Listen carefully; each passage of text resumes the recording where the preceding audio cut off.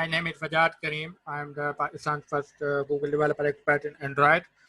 First of all, I would like to thank Hira and DSC Mute and Mehran University for giving me this opportunity for speaking about my experience on Android automation. So I hope कि आज हमारे session में जो लोग available हैं उनको Android development का थोड़ा बहुत पता होगा, या किसी ने मुझसे कमेंट में पूछा था कि अगर कोई एंड्रॉयड डेवलपर नहीं है तो उसके लिए सेशन इम्पोर्टेंट है या नहीं है।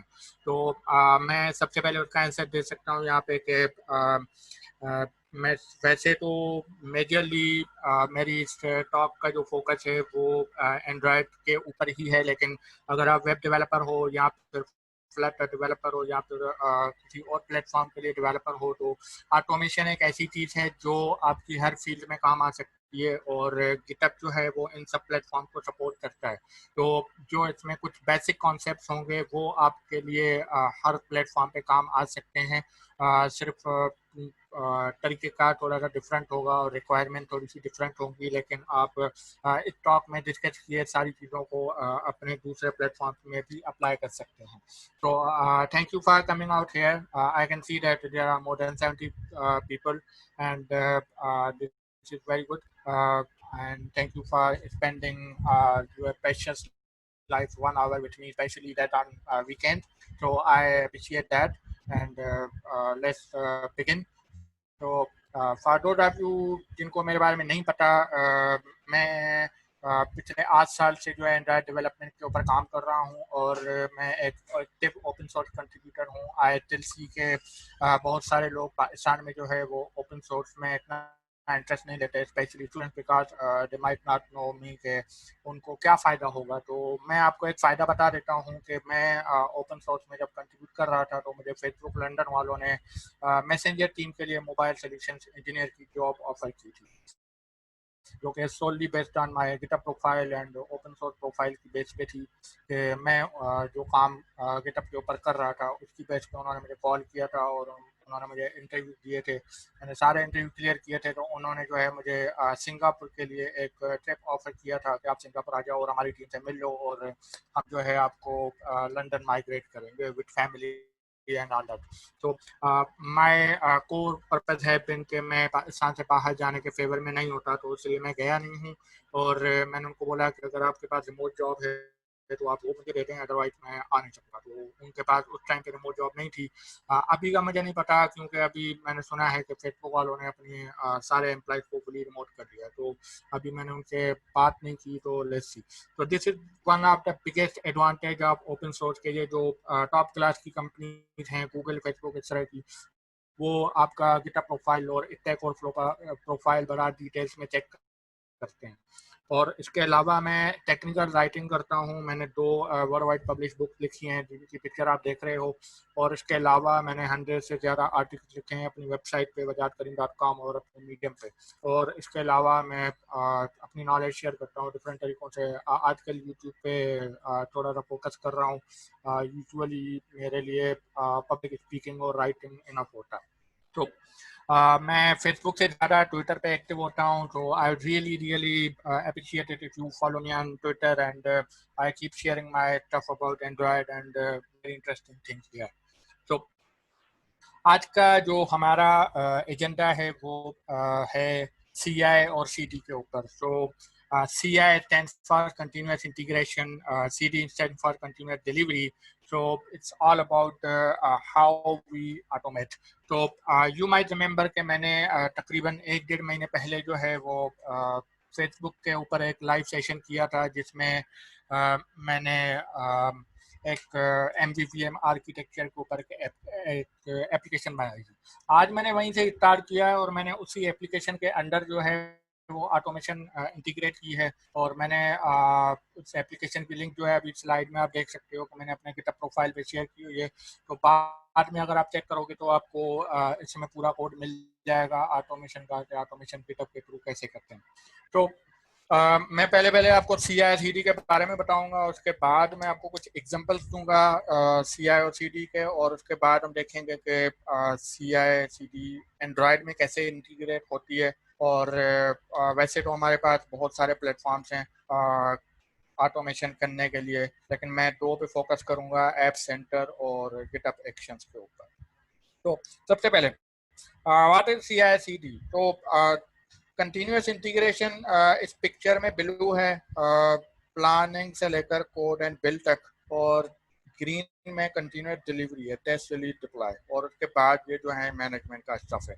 तो सिंपल वर्ड्स में मैं आपको बताता हूँ कि जब आपके पास कोई एपीके आ जाती है, जब आप कोड कर रहे हो और आपकी एप्लीकेशन चल रही है, तो हमारे पास एक मैं पिछले 2-3 साल पहले जो है कंपनी में काम करता था, जहाँ पे हमारे पास कॉन्सेप्ट था वीकली बिल डिलीवर करने का। लाइक हर फ्राइडे को जो है हमें एक एपीके देनी होती थी अपने क्लाइंट्स को। तो बहुत सारे प्रोजेक्ट्स है, तो उस वजह से हमारे लिए बड़ा प्रॉब्लम होता था कि हर फ्राइडे को बैठ के हम एक एक प्रोजेक्ट की एपीके बनाते थे, और वो सारी एपीके 20 MB 30 MB की होती थी। वो हम सारी एपीके जो है वो गूगल ड्राइव के ऊपर अपलोड करते थे, और उनको जो है वो लिंक शेयरिंग ऑन करके फिर एक एक एपीके की लिंक जो है हम रिस्पेक्टिव क्लाइंट को भेजते थे। तो ये बड़ा बॉयलर प्लेट काम था और टाइम कंज्यूमिंग काम था। तो कभी कभी ऐसे होता था कि हम गलती से किसी क्लाइंट की लिंक को किसी और क्लाइंट को दे देते थे, या इस तरह के बड़े प्रॉब्लम होते थे।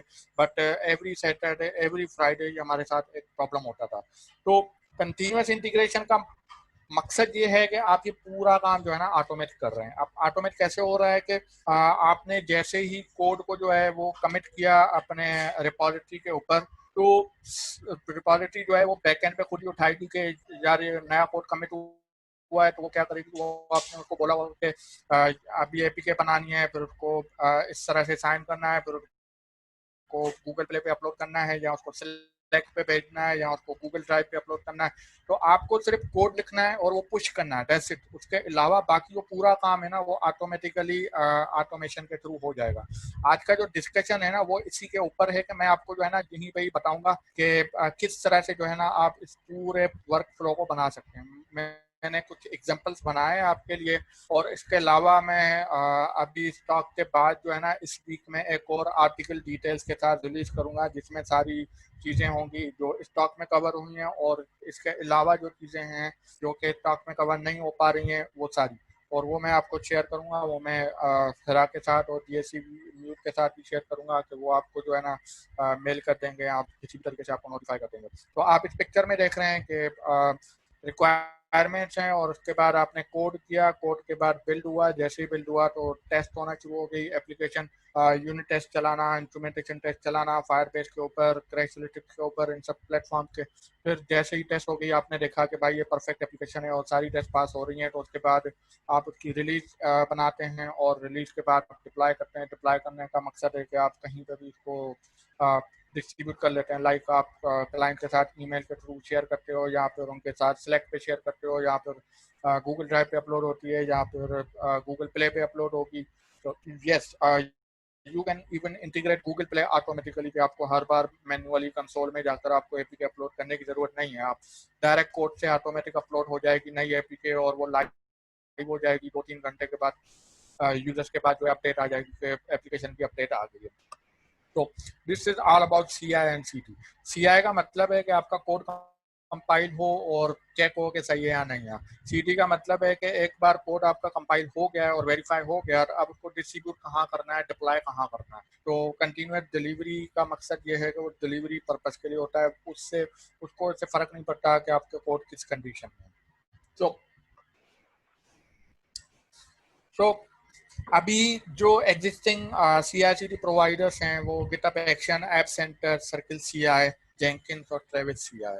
ये जैसे जैसे मैंने ऑर्डर किया है उसका मतलब है कि ये पुराने हैं। ये ट्रेविस CI सबसे पहले यही आया था, फिर जेंकिन्स आया, फिर सर्किल आया। सर्किल CI की यूट्यूब ऐड आप लोगों ने ज़रूर देखी होगी, मुझे पता है। अगर आप थोड़ा सा भी डेवलपमेंट से रिलेटेड सर्च करोगे तो आपको यूट्यूब पे सर्किल CI की एड ज़रूर नज़र आएगी। तो दिस इज़ ऑल अबाउट के, और इन 3 प्लेटफॉर्म पे आप कोई भी प्लेटफॉर्म की ऑटोमेशन कर सकते हैं। लाइक वेब है, ऐप है, एंड्रॉयड है, iOS है, फ्लटर है, जो भी है आपको पूरा करना पड़ेगा। और ऐप सेंटर जो है अभी सिर्फ एंड्रॉयड और iOS के लिए ही है, उसके अलावा नहीं है। और गिटहब एक्शन जो है वो भी हर चीज़ के लिए है। ये अभी रिसेंटली नया आया है और इन लोगों ने अभी प्राइसिंग के ऊपर इतना फोकस नहीं किया, लेकिन मुझे लगता है कि अगर ये थोड़ा सा बहुत पॉपुलर हो जाए तो उसके बाद ये लोग प्राइसिंग के ऊपर फोकस करेंगे। तो फिलहाल फ्री है और आप यूज़ कर सकते हैं और ये अभी बीटा में है। ठीक है, पर्सनली मुझे गिटहब एक्शन बहुत अच्छा लगा, इसलिए कि एक तो हमारा सारा कोड जो है वो गिटहब के ऊपर होता है, तो मुझे किसी एक दूसरे प्लेटफॉर्म के ऊपर फोकस करने की ज़रूरत नहीं पड़ती। मैं अपने पर्सनल लाइफ में ऐप सेंटर और गिटहब एक्शन बहुत यूज़ करता हूँ। उससे पहले जो है मैं ट्रेविस सीआई यूज़ करता था, जो कि अभी भी मेरी कुछ लाइब्रेरी में इंटीग्रेटेड है। तो मैं आपको अब एग्जांपल्स में बताता हूँ कि सीआई क्या होती है। ठीक है, आई होप के बहुत सारे लोगों ने मेरी वेबसाइट देखी होगी wajadkareem.com। तो ये एक वेबसाइट है जो कि मैंने ह्यूगो प्लेटफॉर्म में बनाई है। ठीक है, तो होता क्या है कि एज अ ब्लॉग राइटर ये इस वेबसाइट की जो रिपॉजिटरी है वो मेरी वेबसाइट पे पड़ी होती है। लाइक मैं आपको भी दिखा देता हूँ ये कैसे होता है। ये मेरी रिपॉजिटरी है वेबसाइट की, wajadkareem.com प्राइवेट है, आप नहीं देख सकते।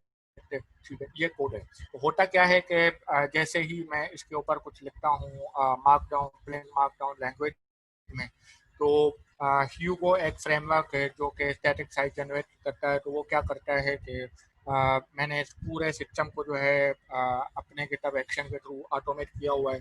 तो वो क्या करता है कि वो ह्यूगो की सारी कमांड चला के मुझे एक नई वेबसाइट बना के दे देता है। एक बार वो वेबसाइट बन जाती है, वो एक स्टैटिक वेबसाइट होती है HTML CSS के फाइल्स के थ्रू। तो एक बार वो बन जाती है तो उसके बाद वो जो गिटहब ऑटोमेशन है वो खुद से उसको फायरबेस के ऊपर डिप्लॉय करते हैं। तो मतलब एक बार मैंने सेटअप कर लिया, उसके बाद मैंने उसको फिर कभी देखा भी नहीं कि क्या हो रहा है। मैं सिर्फ यहाँ पे आता हूँ और कंटेंट में जाता हूँ, फॉर एग्जांपल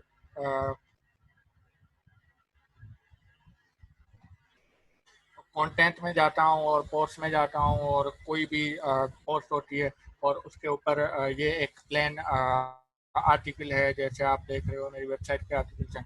मैं यहाँ पे जाकर किसी भी आर्टिकल में जो है वो जैसे ही मैं कोई भी शेयर करता हूँ, let's any change made here. ठीक है, और जैसे ही मैं यहाँ से कमिट करता हूँ तो होता क्या है कि ये खुद से सारी चीज़ों को बिल्ड करना शुरू कर देता है। गिटहब में एक ऑप्शन होता है गिटहब एक्शंस का। तो आपने देखा कि मैंने अभी फ्रॉम डेव टू एंटरप्रेन्योर के आर्टिकल जो है अपडेट किया है, तो इसने जो है ना वो उस वेबसाइट को बिल्ड करना शुरू कर दिया।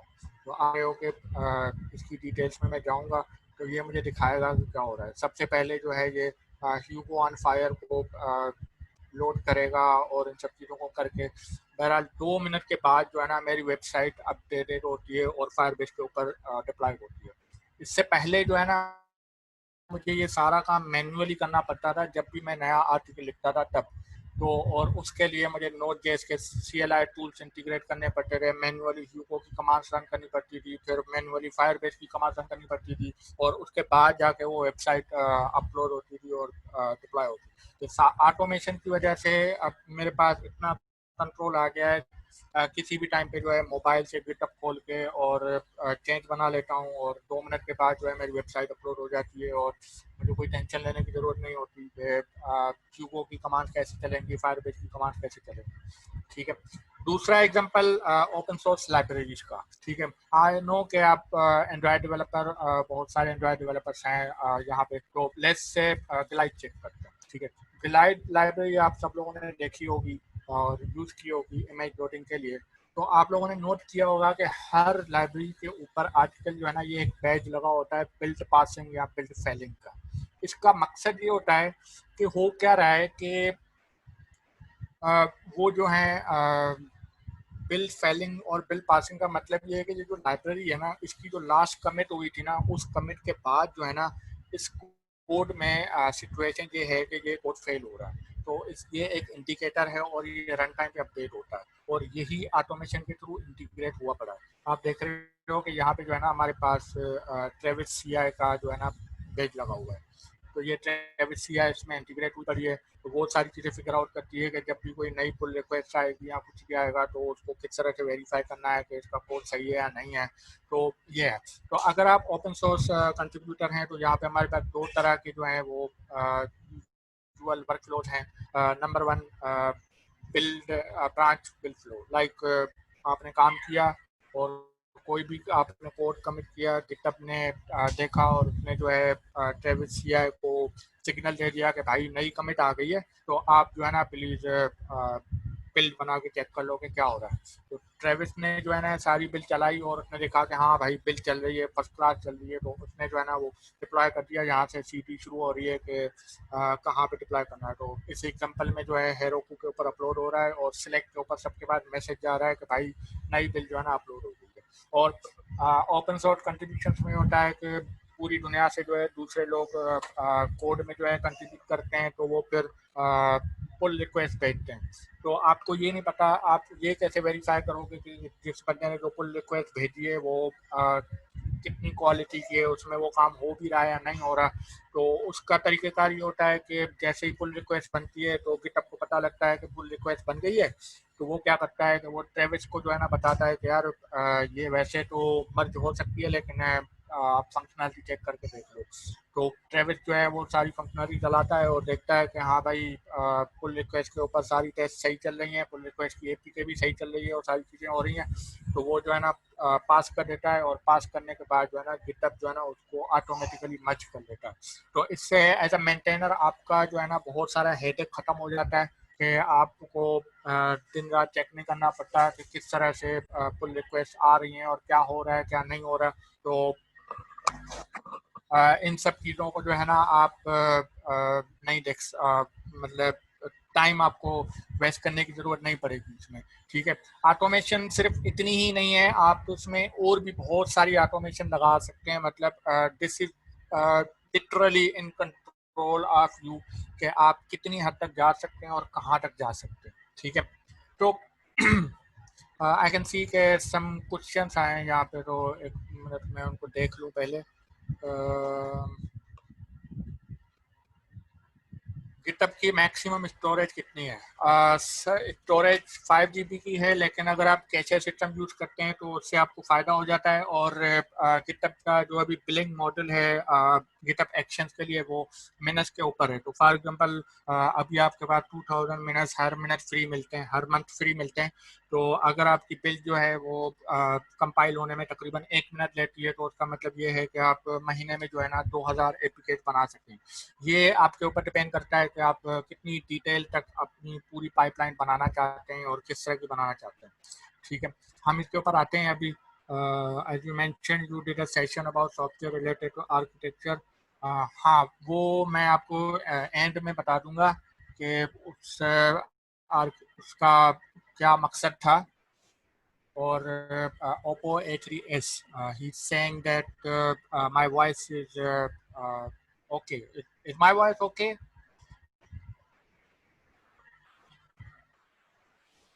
Okay. So GitHub और Firebase में से बेटर होस्टिंग कौन सा ऑप्शन है? So it doesn't matter. GitHub pages भी अच्छा है, लेकिन मैं पर्सनली Firebase प्रेफर करता हूँ क्योंकि मेरे पास Firebase पे और भी बहुत सारी चीज़ें हैं, लेकिन डजेंट मैटर। दोनों तकरीबन सेम है, आप उनके साथ कस्टम डोमेन्स कनेक्ट कर सकते हैं और ये सारी चीज़ें कर सकते हैं। और स्टैटिक साइट के लिए फैंटास्टिक है, तो आपको मंथली पे करने की ज़रूरत नहीं होती। सो अभी आते हैं CI और CD एंड्रॉयड के ऊपर। तो अभी हम जनरल डिस्कशन कर रहे थे कि वेबसाइट में और ओपन सोर्स लाइब्रेरी में किस तरह से ऑटोमेशन अप्लाई होती है। तो एंड्रॉयड की बात आती है, तो अभी एंड्रॉयड की बात कर लेते हैं। तो आपने एंड्रॉयड स्टूडियो में कोड लिखा और गिटहब के ऊपर कमिट कर लिया, और यहाँ से जो रेड लाइन में एरिया है वो बेसिकली कंटिन्यूस इंटीग्रेशन है। तो जैसे ही आपने कोड कमिट किया, गिटहब एक्शंस ने वो डिटेक्ट की कमिट और उसने जो है वो ऑटोमेशन चलाना शुरू कर ली। जो भी आप उसमें लिख रहे हो वो होगा। फॉर एग्जांपल टेस्ट रन हो रहे हैं और एपीके बन रही है, ये सारी चीज़ें। और उसके बाद जैसे ही आपकी एपीके तैयार हो गई है और टेस्ट पास हो गए हैं, सब कुछ हो गए हैं, तो उसके बाद कंटिन्यूस डिलीवरी शुरू हो जाती है और आप उस एपीके को जो है वो फायरबेस टेस्टिंग चैनल पे सेंड कर सकते हैं, या आप गूगल प्ले के ऊपर डिप्लॉय कर सकते हैं, या फिर सिलेक्ट के ऊपर, या किसी भी और तरीके से जहाँ पे भी आप यूज़ करना चाहें कर सकते हैं। हम उसको अभी एग्जांपल में देखेंगे कि हम क्या कर सकते हैं। तो लेट्स सी। तो सबसे पहले जो है ना, मैं आपको एक सबसे पहले जो है मैं आपको ऐप सेंटर का एक छोटा सा डेमो दिखाऊंगा कि ऐप सेंटर किस तरह से इंटीग्रेट होता है और उससे क्या फ़ायदा होता है, और मुझे ऐप सेंटर पसंद क्यों था, और किस सिचुएशन में आपको ऐप सेंटर करना चाहिए, किस सिचुएशन में आपको गिटअप करना चाहिए। तो लेट्स सी।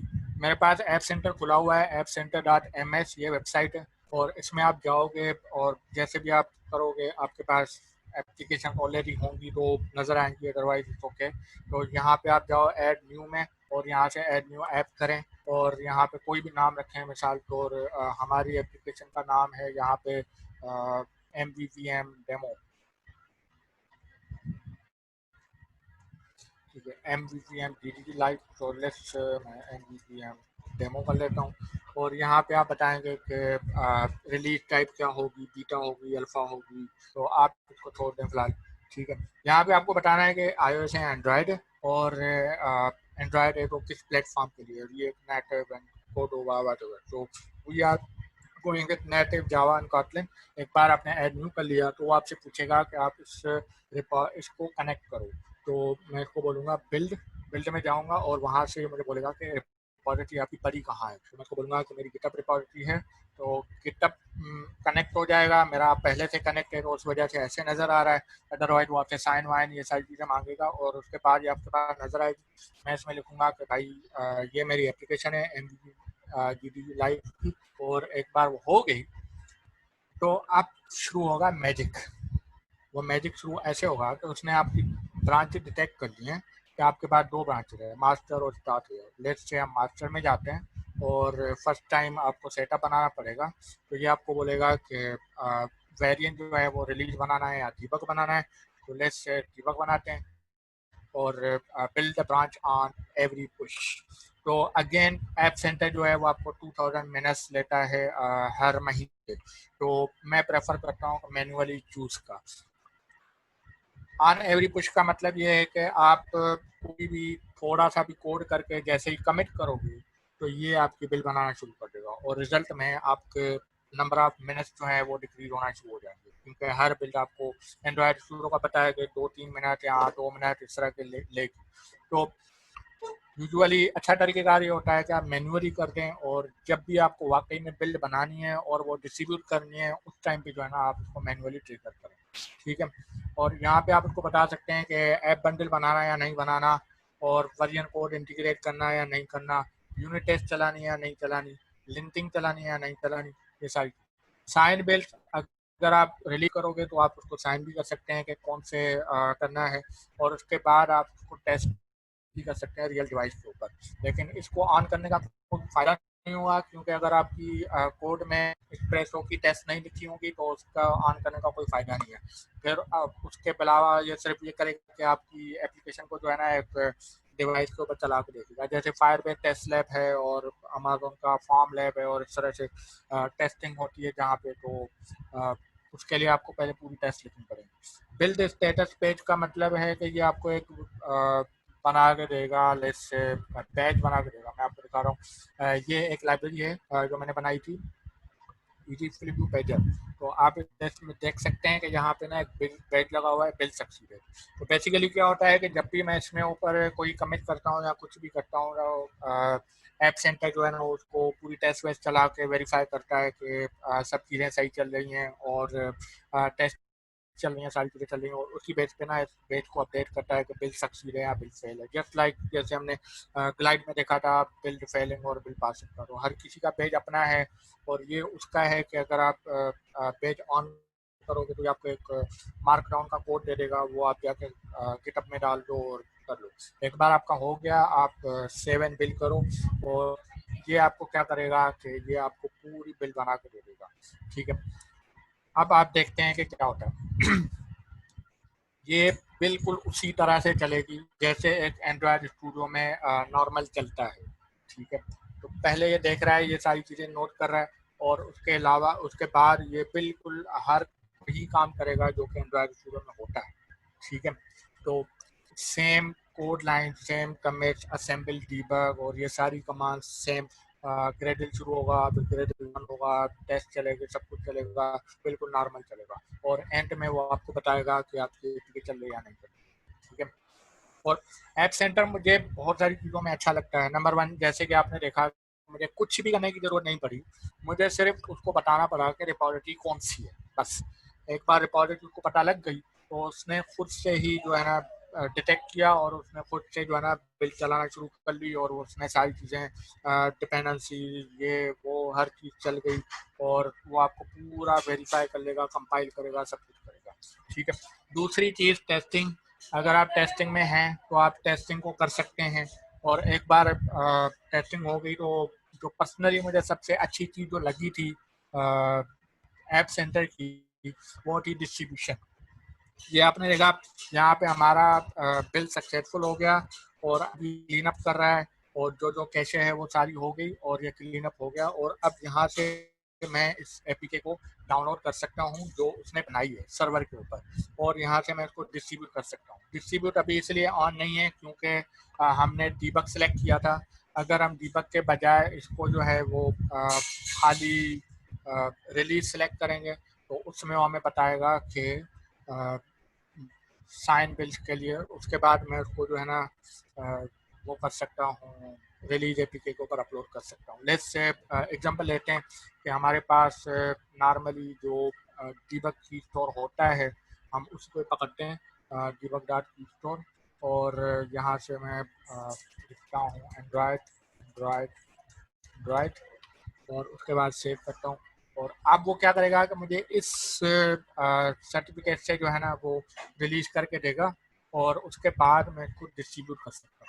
डिस्ट्रीब्यूट करने का ये है कि मैंने आपको बताया कि हम लोग क्या करते थे कि हर हफ्ते जो है ना कोई 8-9 एपीकेज बनाते थे, और उन एपीकेज को जो है ना वो अलग अलग क्लाइंट को शेयर करते थे।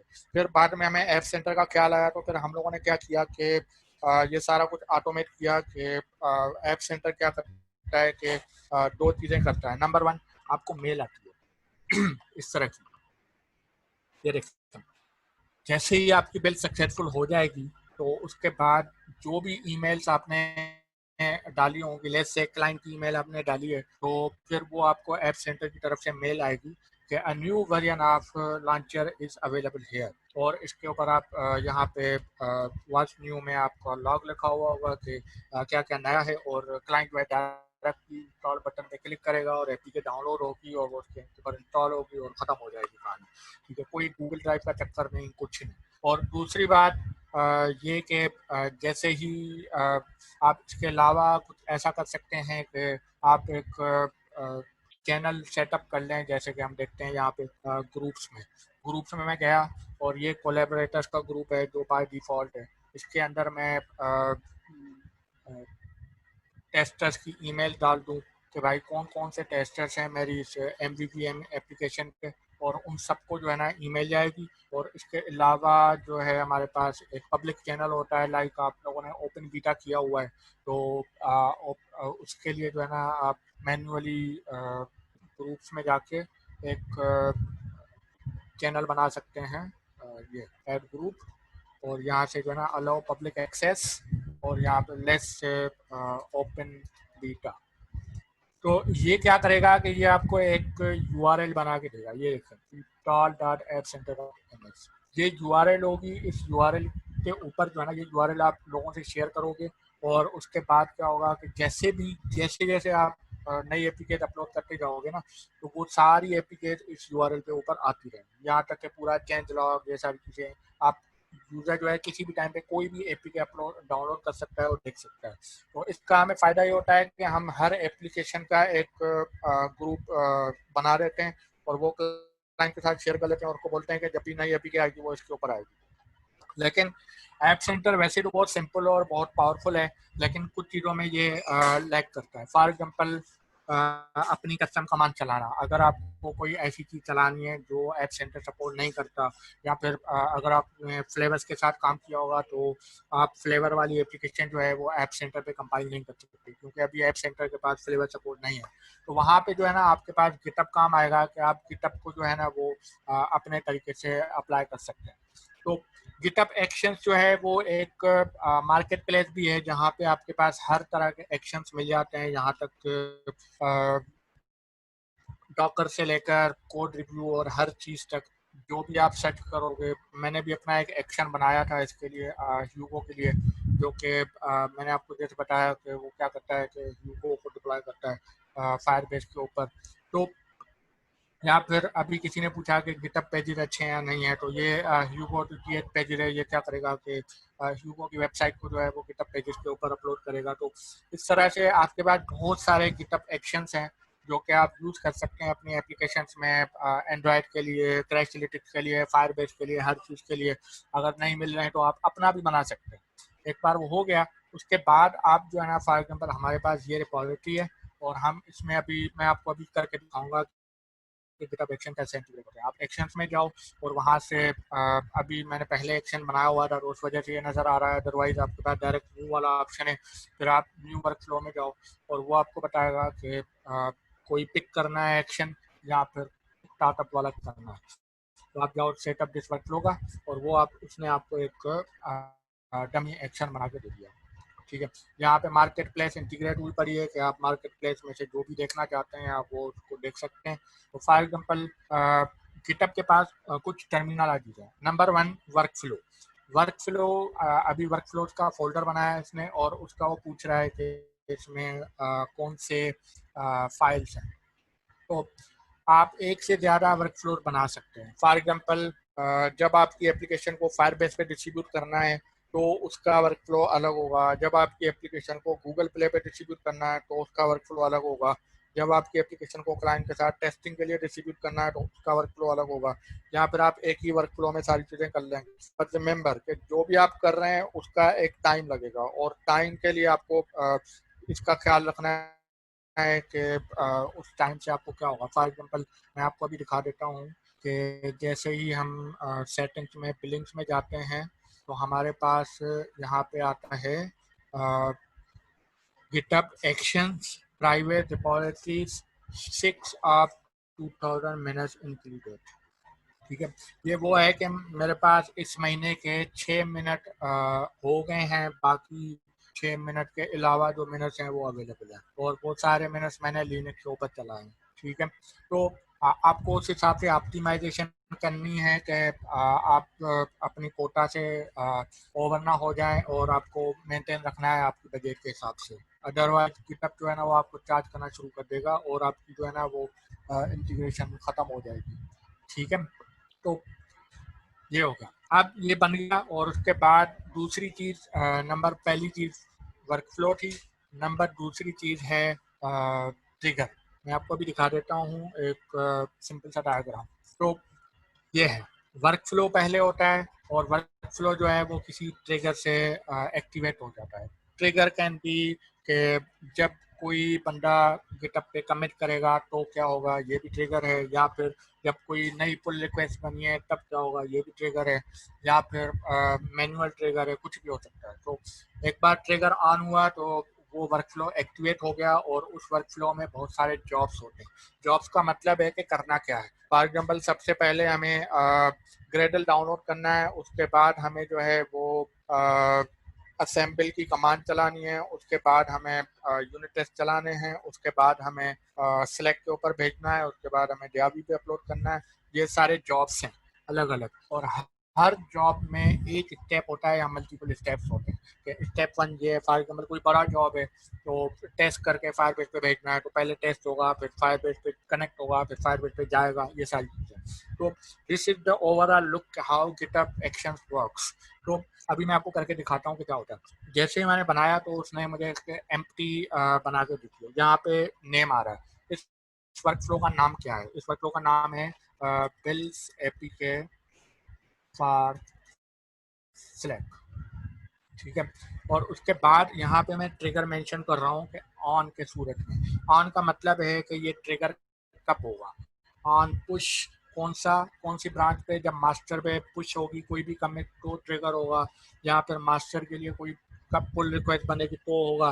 तो लेट्स से मैं बोलता हूँ कि भाई जब मास्टर पे पुश होगा तो उसके बाद ये कमिट हो जाएगा।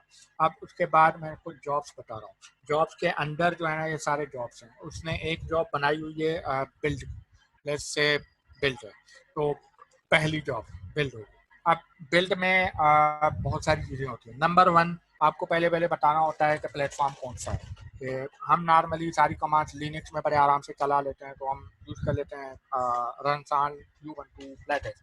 तो ये क्या करेगा, इस पूरे कोड को एक उबंटू के डॉकर में डालेगा और उसको जो है ना वहाँ पे वर्चुअलाइज करेगा और उसको वहाँ पे सिमुलेट करने की कोशिश करेगा।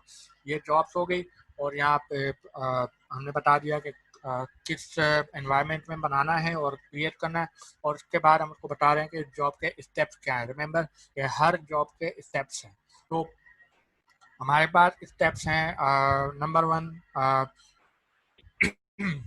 रन से सिंगल कमांड यूजिंग शेल। तो अगर मैं ये कमिट करूंगा तो ये क्या करेगा कि अब जब भी कोई भी कमिट आएगी तो ये इस जॉब को ट्रिगर कर देगा। ठीक है। तो अभी नज़र तो कुछ भी नहीं आया कि कुछ हुआ या नहीं हुआ। हम एक्शंस में जाएंगे, वहां पे जो है ना ये दिखा रहा है येलो, येलो का मतलब है कि रन हो रहा है। ठीक है। तो आप इसमें जा रहे हैं, यहाँ पे आपके सारे जो जॉब्स हैं ना वो आएंगे। हमारे पास एक जॉब थी बिल्ड के नाम से, तो ये बिल्ड की जॉब दिखा रहा है और उसमें वो सारे स्टेप्स दिखा रहा है जो कि हो रहे हैं। सेटअप जॉब, रन एक्शन, ये सारे कमेंट्स हैं जो कि मैनुअली डाले गए हैं। Run one line script, run multi line script और पोस्ट रन एक्शन स्क्रिप्ट और कंप्लीट जॉब। अभी मैं आपको इस फाइल को मॉडिफाई करके दिखाता हूँ कि किस तरह से हम इसमें एपीके बना देते हैं। मैंने पहले से ये एक फाइल बना के रखा हुआ है यहाँ पे। और फॉर एग्जाम्पल हम स्टार्ट करते हैं एप्लीकेशन। तो हमारे पास एक जॉब है, ये सारी जॉब मैं ख़त्म करता हूँ।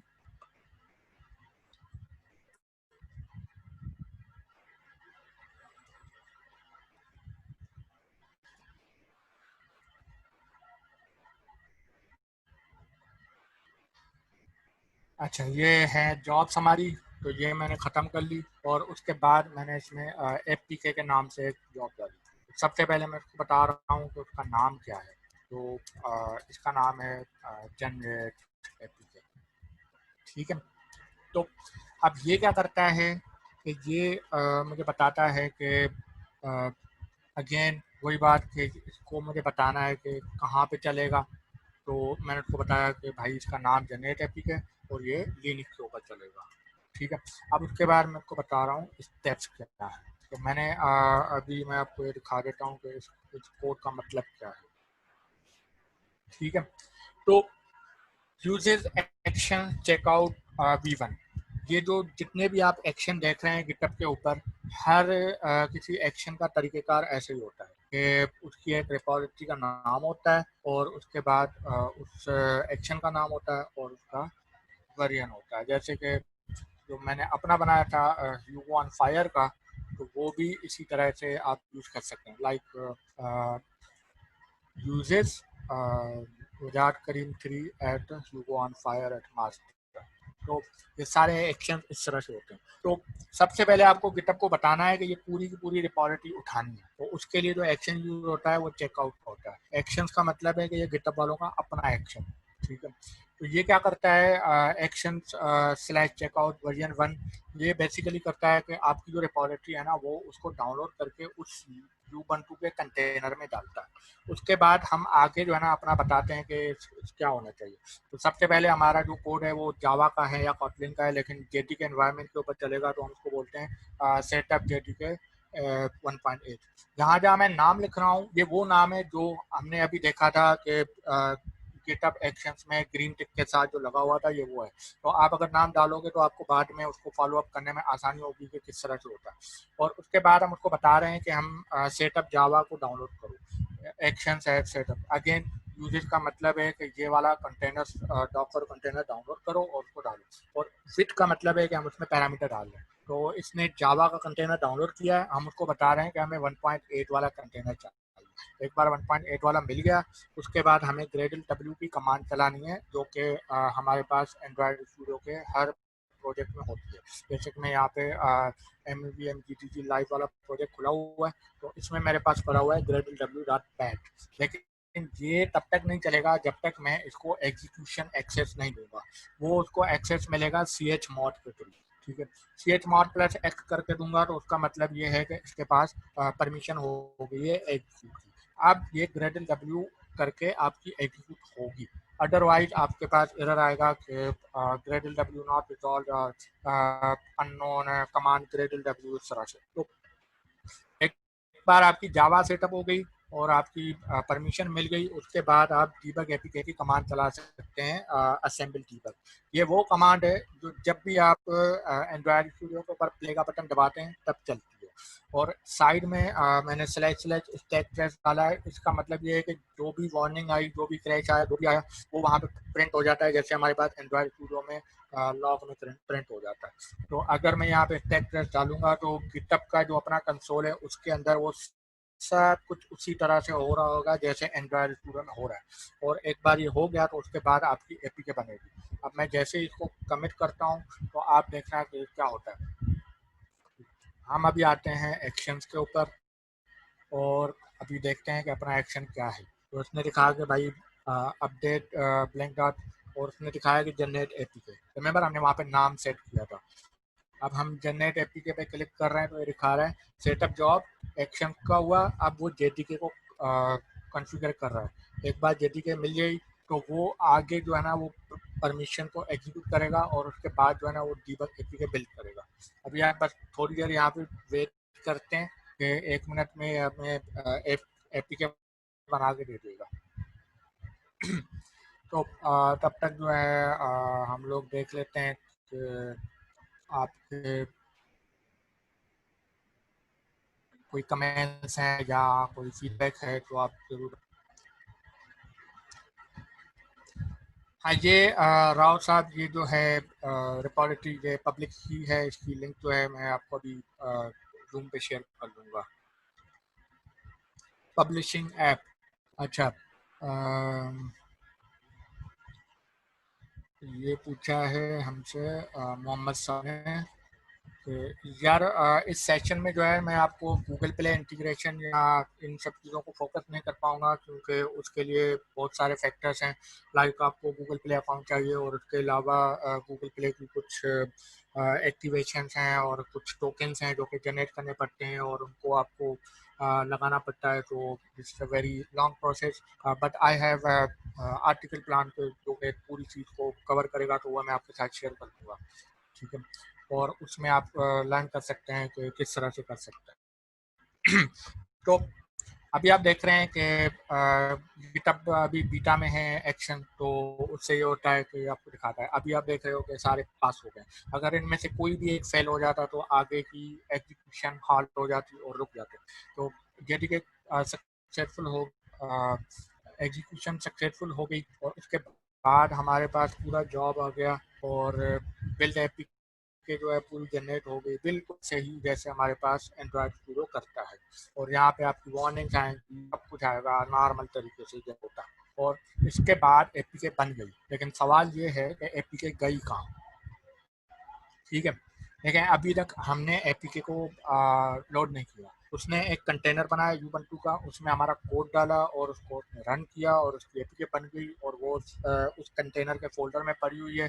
और उसने कंप्लीट जॉब किया और उसने उस पूरे कंटेनर की कैशे को डिलीट किया और उसने उस पूरे कंटेनर को बंद कर लिया और हमारी एपीके जो है वो खत्म हो गई, डिस्ट्रॉय हो गई। तो हम आगे जो है ना इसको कैसे कर सकते हैं कि सबसे मेरे पास एक तरीका है अपलोड एपीके को आर्टिफैक्ट्स के ऊपर।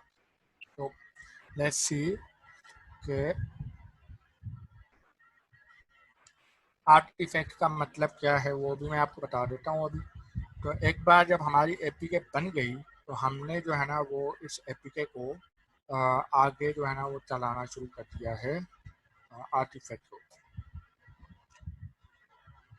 हाँ, ये सारा बोलेगा कि सबको टाइप कर, ठीक है। तो अब ये क्या कर रहा है, ये एपीके को आर्टिफैक्ट के ऊपर अपलोड कर रहा है। गिटहब वालों का अपना एक एक्शन है अपलोड आर्टिफैक्ट के नाम से, मैं बताते हैं कि क्या करना है। तो हम उसको बता रहे हैं विद ये ऐप है और ये हमारा फोल्डर है। जैसे भी कोई नई एपीके आती है तो हमारे पास होती है ऐप और बिल्ड और आउटपुट और एपीके और वहाँ पे डीबग और ऐप स्लैश एपीके, ये बिल्कुल वही फोल्डर है, app build output APK app slash debug APK. तो ये बेसिकली हो क्या रहा है, एग्जैक्टली वही काम हो रहा है। अभी हम लिनक्स के कंटेनर में हैं, तो हम उसको इस डायरेक्टरी का नाम दें तो उसका मतलब ये है कि ये क्या कर रहा है कि उस एपीके को उसी तरह से अपलोड कर रहा है जैसे हमारे पास नॉर्मल होता है। अब अगेन मैंने कमिट किया और हम ऑन पुश के ऊपर ये पूरी चला रहे हैं, तो उसने फिर से चलाना शुरू कर दिया और अगेन जो है वो एक नई एपीके बना रहा है। लेकिन इस बार वो क्या करेगा कि इस एपीके को गिटहब के ऊपर अपलोड करेगा। ठीक है, वो गिटहब आर्टिफैक्ट के ऊपर अपलोड होगी, तो वो मैं आपको अभी दिखा देता हूँ। ये इसने एक्शन चलाएं सारे, जब तक ये चलता रहे तब तक मैं आपको आर्टिफैक्ट वाली एपीके दिखा देता हूँ। फॉर एग्जांपल पुरानी एपीके दिखा देता हूँ जो मैंने थोड़ी देर पहले एग्जांपल के लिए की थी। तो यहाँ पे मैं जनरेट एपीके में आया हूँ और यहाँ पे दिखा रहा है आर्टिफैक्ट्स। तो ये वो एपीके हैं जो आर्टिफैक्ट से मैं डाउनलोड कर सकता हूँ। तो अगर मैं इसको डाउनलोड करूँगा तो ये मुझे एक जिप फाइल डाउनलोड करके देगा और उस जिप फाइल में मेरे पास एक एपीके।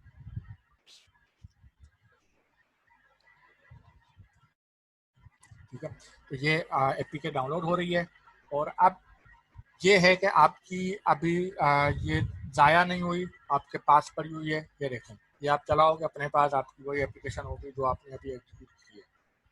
ठीक है, तो ये अगेन वही चीज़ है। तो हम अभी देख लेते हैं कि हमारी जो अभी वाला जो कमांड है वो पूरा हुआ या नहीं हुआ। ठीक है, तब तक मैं आगे बढ़ लेता हूँ जब तक ये हो जाए। ओके, तो ये अभी एपीके बना रहा है और एक बार आपकी एपीके बन गई तो आई होप कि आप लोगों को ड्यावी का पता होगा कि ड्यावी क्या करता है। ड्यावी जो है ना वो एक यूज होता है काफ़ी टाइम हमारे एपीके शेयरिंग में।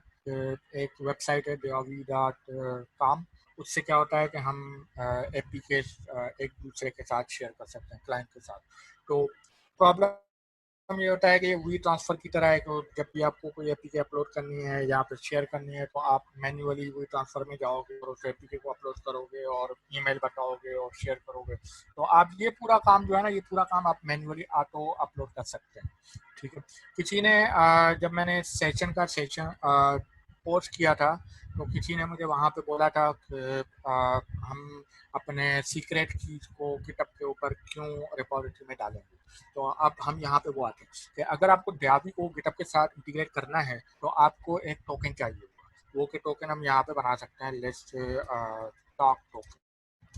ठीक है, यहाँ पे बन गया और जनरेट हो गया। अब ये टोकन उसने बना दिया और इस टोकन को आप कॉपी करोगे और आप अपना जो कोड है ना वो अपने जो सीक्रेट कीज हैं या एपीआई कीज हैं या टोकन्स हैं, ये सारे टोकन जो है ना ये आप अपने रिपॉजिटरी में नहीं डालेंगे। आपको डालना भी नहीं चाहिए, अगर आप डाल रहे हैं तो ये टोटली गलत है और ये वल्नरेबल है। तो अगर आपको डालना नहीं चाहिए। अभी हमारी एपीके बन गई और आप देख रहे हैं कि यहाँ पे हमारे पास अगेन उसी तरह से आर्टिफैक्ट अपलोड हो गया। तो बैक टू द टोकन, हम क्या करेंगे कि गिटहब हमें एक ऑप्शन देता है हमारे सारे टोकन सीक्रेट रखने का। तो जो भी रिपॉजिटरी में हम गिटहब एक्शन डाल रहे हैं उस रिपॉजिटरी में सेटिंग्स में जाएं और वहाँ पे हमारे पास एक ऑप्शन है सीक्रेट्स का। तो सीक्रेट्स में जाएं और वहाँ पे आप मैन्युअली न्यू सीक्रेट ऐड करें और उसको बोलें कि भाई ये फॉर एग्जांपल माय ड्यावी टोकन है और उसमें ये अपलोड करें। और अब आपका जो टोकन है ना वो इस रिपॉजिटरी में है लेकिन वो इस रिपॉजिटरी के कोड में नहीं है। लेकिन आप इस टोकन को अपने गिटहब एक्शंस में बड़े आराम से एक्सेस कर सकते हैं विद सिक्योरिटी। तो अगर आपको ड्यावी इंटीग्रेट करना होगा तो उसके लिए ये एक सिंपल सा कोड है जो कि मैं अभी डाल रहा हूँ और उसके बारे में आपको दिखाता हूँ कि टोकन का मैंने क्या किया।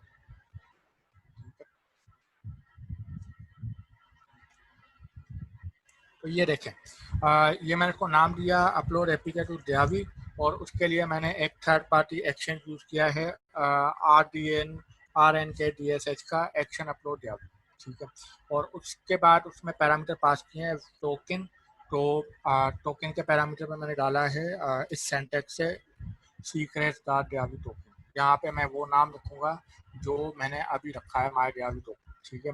तो इस तरह से आप गिटअप एक्शन के अंदर अपने सीक्रेट्स को एक्सेस कर सकते हैं, और ये सीक्रेट रिवील भी नहीं होंगे, और ये सीक्रेट्स हैकेबल भी नहीं है, और ये सीक्रेट्स आपके कोड में भी नहीं है। लेकिन आप इन सब बाद में इनको चेंज भी कर सकते हैं और अपडेट भी कर सकते हैं।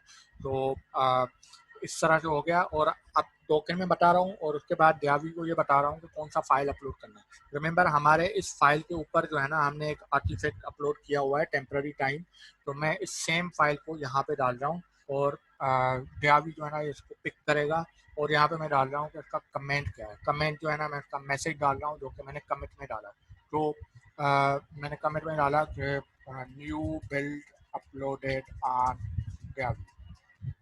तो मैंने जैसे ये किया, तो उसके बाद अब ये क्या करेगा, अगेन वो सारा काम जो है वापस से होगा कि पहले जेडी सेटअप होगी, और उसके बाद पूरा जो है वो अपना प्रोसेस चलेगा, और डियावी पे अपलोड होगी। और 1-2 मिनट के बाद जो है ना, ये पूरी जो नई बिल्ड है ना, ये मेरे पास मेरे इस प्लेटफॉर्म पे आ जाएगी। और जहाँ पे मैं देख सकता हूँ कि कौन सी एप्स आ गई हैं। लाइक 1 सेकेंड, मैं यहाँ से माई एप्स में जाकर देखता हूँ। तो यहाँ पे जैसे ये अभी आ गई है एम एंड्रॉयड की, इसी तरह से मैं थोड़ी देर वेट करूँगा तो एक और अपडेट आ जाएगी। उसके ऊपर नाम भी लिखा होगा और मैसेज भी लिखा होगा। और बिल्कुल इसी तरह से जो है ना, आप एक पूरी की पूरी पाइपलाइन बना सकते हैं कि पहले क्या होगा, फिर क्या होगा, फिर क्या होगा, फिर क्या होगा, फिर एपीके कहाँ जाएगी, कैसे जाएगी, और इस तरीके से। तो मैंने जो एग्जांपल बनाए थे अभी, वो एक थे गिटहब आर्टिफैक्ट के ऊपर कैसे होता है, और डियावी के ऊपर कैसे होता है, और सिलेक्ट के ऊपर कैसे होता है। सिलेक्ट के ऊपर सिंपली इसी तरह से अगेन वही कि आपने सिलेक्ट के ऊपर आपने कोई ग्रुप बनाया हुआ है। ये एक डमी सिलेक्ट चैनल मैंने बनाया हुआ है पाइट पाइपर के नाम से। जैसे कि अगर आप लोगों ने सिलिकॉन वैली देखा होगा तो आप लोगों को पता होगा पाइट पाइपर का। सो ये है। तो ये एक एपीके है जो अभी मुझे थोड़ी देर पहले 7:30 बजे मिली थी डिलीवर होके, जब मैं एग्जाम्पल के लिए तैयारी कर रहा था। तो तो मतलब आप इतनी भी इंटीग्रेशन कर सकते हैं। आपको सिर्फ टोकन चाहिए, वो टोकन आपको जनरेट करने के लिए आपको मैन्युअली ऐप जनरेट करनी पड़ेगी और उसमें परमिशन देनी पड़ेगी। तो फॉर एग्जांपल मैंने जो है वो परमिशन डाली है अपने पाइट पाइपर के लिए कि वो जो है यूज़र गिटहब के पास एक्सेस है। तो गिटहब जो है मेरे चैनल्स रीड कर सकता है, और मेरी चैट में राइट कर सकता है मेरे बिहाफ पे, और फाइल्स में राइट कर सकता है क्योंकि मुझे अपलोड करना है एपीके का फाइल। तो ये टोकन है। ये टोकन अगेन मैंने कॉपी किया और इसको वापस सीक्रेट्स में आया, और मैंने उसको यहाँ पे सिलेक्ट टोकन में डाल दिया। और उसके बाद ये एक फ्यू लाइन्स का कोड है जिसको मैंने डाला, और इसमें उसने दिखाया कि भाई ये एक्शन मैंने यूज़ किया है एड्री का। और इसमें मैंने डाला है सिलेक्ट टोकन, और मैंने उसको डाला है कि ये एपीके है, और इसमें मैंने डाला है कि चैनल कौन सा है सिलेक्ट का, और यहाँ पे है कि फाइल का नाम क्या है, ऐप गिटहब रेफ, ठीक है। और उसके बाद इनिशियल कमिट क्या है कि जब फाइल सेंड हो रहा है तो उस टाइम पे क्या हो रहा है। तो वही जो हमने मैसेज कमिट का मैसेज सेट किया हुआ है वो हो गया। तो हाँ, यहाँ पे डियावी हो गया। तो अब हम अगर डियावी पे जाएंगे तो ये देखो, ये हमारे पास एक नई बिल्ड आ गई, ठीक है, 45 सेकेंड्स अगो। सही है। मैं इसमें जाऊंगा और क्लाइंट को मैं ये यूआरएल शेयर कर दूंगा, तो वो इस यूआरएल के थ्रू बड़े आराम से जो है ना वो अपनी एपीके डाउनलोड कर सकता है। और यहाँ पे लिखा हुआ है न्यू बिल्ड अपलोडेड ऑन डियावी। ये वही मैसेज है जो हमने गिटहब के ऊपर कमेंट में डाला था। तो यू कैन सी के we can modify and we can customise our whole workflow, and किस तरह से हम क्या करना चाहते हैं, कब करना चाहते हैं, और ये सारी चीज़ें हम कर सकते हैं। मैंने एक एग्जांपल भी बनाया था इसके लिए, वो भी मैं आपको शेयर करूँगा इस सेशन के बाद। एंड्रॉयड CI/CD, इसमें मैंने बहुत सारे वर्क फ्लो डाले हुए हैं। जैसे कि आप रिलीजेस में आके देख लो कि क्या होता है कि जैसे ही एपी के जनरेट होती है तो वो क्या करता है कि गिटहब की रिलीज बनाता है और उस गिटहब की रिलीज में एपी के अपलोड कर देता है और सेलेक्ट भेजता है और सारी चीज़ों को। फॉर एग्जाम्पल मैं आपको दिखा देता हूँ मेन डॉट वाई में, इसमें मैंने बहुत कुछ डाला हुआ है। तो फॉर एग्जाम्पल जनरेट एपी के हो गया और उसके बाद एग्जीक्यूशन हो गई और उसके बाद अपलोड गिटहब एपी के तो गिटहब आर्टिफैक्ट्स, फिर रिलीज बन रही है, फिर अपलोड एपीके तो रिलीज हो रही है, फिर अपलोड एपीके तो जारी हो रही है। फिर यहाँ तक के मैंने आपको बताया था कि ऐप सेंटर जो है वो फ्लेवर्स की सपोर्ट नहीं करता। तो लेट्स से कि मुझे ऐप सेंटर का डिस्ट्रीब्यूशन मैकेनिज्म बड़ा अच्छा लगता है, लेकिन उनका इंटीग्रेशन मैकेनिज्म अच्छा नहीं लगता। I like their CD but not their CI. तो मैं गिटहब की सीआई इंटीग्रेट करके डायरेक्ट जो है एपीके बना के वो सीधा ऐप सेंटर को दे रहा हूँ और ऐप सेंटर जो है ना वो आगे डिस्ट्रीब्यूट कर रहा है अपने क्लाइंट के साथ, टेस्टर्स के साथ, इन सारी चीज़ों के साथ। तो ये भी मैंने एक इंटीग्रेट किया है और इसका भी कोड है। फिर सेंड एपी का तो सिलेक्ट है और यहाँ तक कि मैंने ईमेल का भी एक एग्जांपल किया था कि मैं ईमेल में किस तरह से भेजूँ।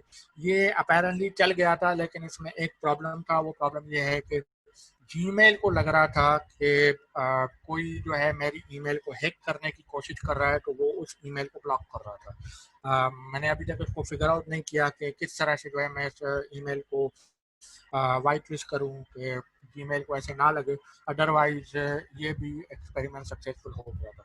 मैं इस एपी के इस रिपॉजिटरी को आप लोगों के सामने जो है पब्लिक कर रहा हूँ और मैं आपको इसकी लिंक जो है वो शेयर कर रहा हूँ।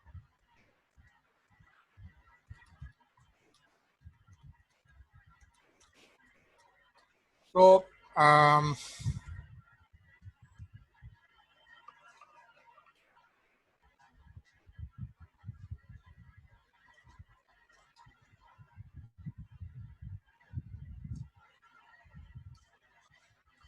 तो एक रिपॉजिटरी ये है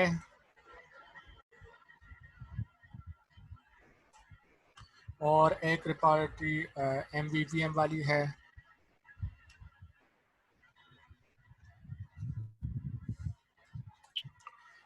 तो that's wrapping it up. I hope के टाइम हो गया है।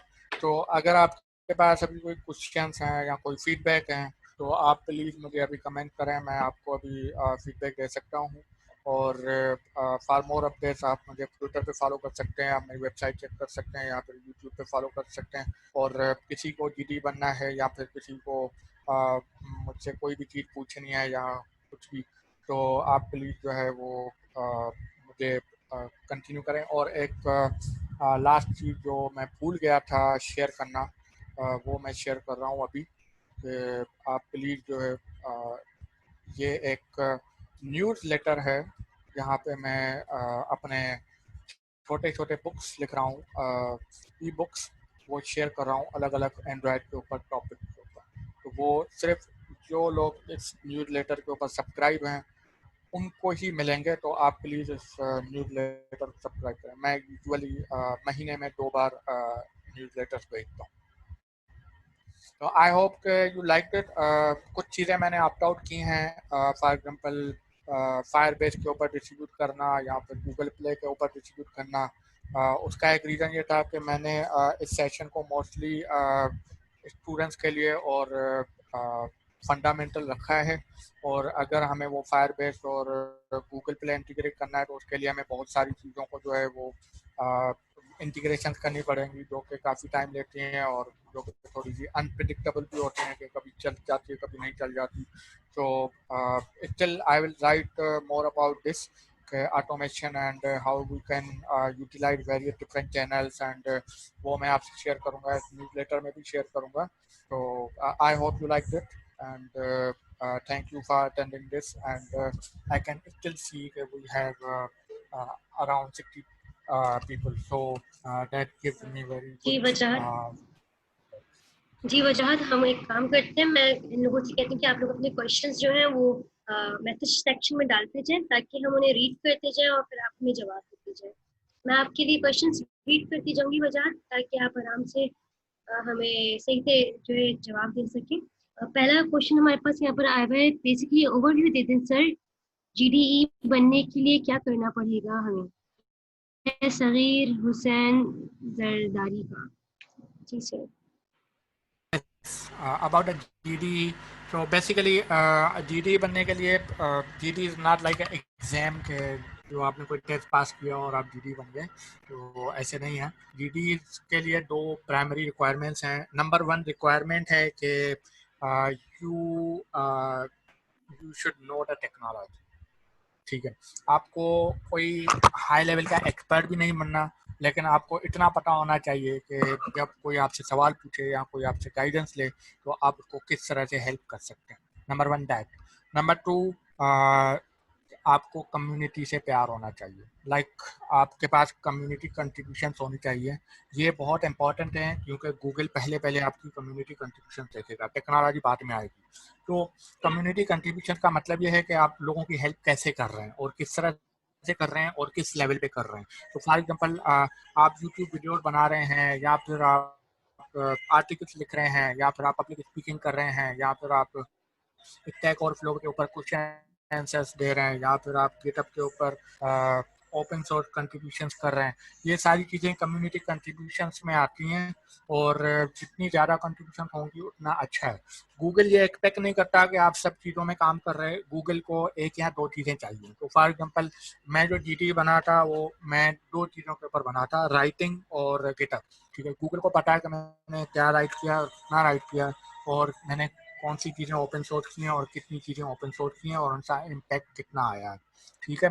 Number two, recently public speaking जो है वो मैंडेटरी हो गई है। तो आपको अगर GD बनना है तो कंट्रीब्यूशन के अलावा आपको पब्लिक स्पीकिंग करनी पड़ेगी, और गूगल के जो रिलेटेड इवेंट्स होते हैं लाइक GDC कोलाची या फिर IO एक्सटेंडेड या फिर डेव फेस्ट, इस तरह के किसी इवेंट में आपको कंट्रीब्यूशन करनी होगी विद पब्लिक स्पीकिंग। कोई सेशन देना होगा या कोई वर्कशॉप देना होगा। ये प्रीवियस टाइम में मैंडेटरी हो गया, पहले ये नहीं था। तो ये दो चीज़ें हैं। और एक बार आपके पास दोनों चीज़ें आ जाती हैं तो फिर आप अप्लाई नहीं कर सकते कि मुझे GD बनना है, there is no apply now button. आपको नॉमिनेट होना पड़ेगा कि आपको कोई गूगलर या फिर कोई एग्जिस्टिंग GD आपको नॉमिनेट करेगा। उसके लिए आप या तो मुझे डायरेक्ट कांटेक्ट करें, या तो पाकिस्तान में कोई भी GD है उसको कांटेक्ट करें, या फिर पाकिस्तान का जो कम्युनिटी मैनेजर है गूगल का, साद हामिद, उसको कांटेक्ट करें, वो आपको नॉमिनेट करेगा। और उसके बाद आपका प्रोसेस शुरू हो जाएगा। आपके पास दो इंटरव्यू होंगे। पहला इंटरव्यू होगा कम्युनिटी इंटरव्यू, जो कि आपको कोई और दुनिया से कोई और GD आपका इंटरव्यू लेगा। उस इंटरव्यू में आपसे डिस्कस किया जाएगा कि आपने कम्युनिटी में किस तरह से कंट्रीब्यूट किया है और क्या क्या किया है और कहाँ कहाँ किया है। एक बार वो पास हो गया उसके बाद आपका टेक्निकल इंटरव्यू होगा। तो अगर आप एंड्रॉयड की इन GD बन रहे हो तो एंड्रॉयड की टीम में से कोई एक बंदा आपका इंटरव्यू लेगा जो कि एंड्रॉयड की टीम में काम करता है। तो ये इंटरव्यू थोड़ा मुश्किल होता है, और पाकिस्तान के काफ़ी सारे लोग सेकंड इंटरव्यू में फेल हो चुके हैं और वो GD नहीं बन पाए। मैं नाम नहीं लेना चाहूँगा। तो उसमें आपसे ये एक्सपेक्ट नहीं किया जाता। फॉर एग्जांपल एंड्रॉयड एक बहुत बड़ी फील्ड है, तो वो मुझसे ये नहीं पूछते कि मुझे कितना आता है। उन लोगों ने मुझसे एक एरिया ऑफ एक्सपर्टीज पूछी कि मेरी एरिया ऑफ एक्सपर्टीज एंड्रॉयड में क्या थी। मैंने उनको बोला कि मैं UI और एनिमेशंस में बहुत इंटरेस्टेड हूँ, और मेरे जो आर्टिकल्स हैं और जो काम है मेरा इंटरनेट के ऊपर, लाइब्रेरीज हैं, वो तकरीबन UI और एनिमेशन से रिलेटेड हैं। तो उन लोगों ने मुझे सारे सवाल इसी तरह से पूछे। तो एवरीवन नोज के आप सब कुछ नहीं सीख सकते, तो वो आपको एक स्पेशलिटी के ऊपर फोकस करेंगे। तो अगर आपको GD बनना है तो आपको एटलीस्ट 1 से 2 साल तक उस फील्ड में काम करना होगा और उस फील्ड में कंट्रीब्यूट करना होगा। तो this is how to become GD।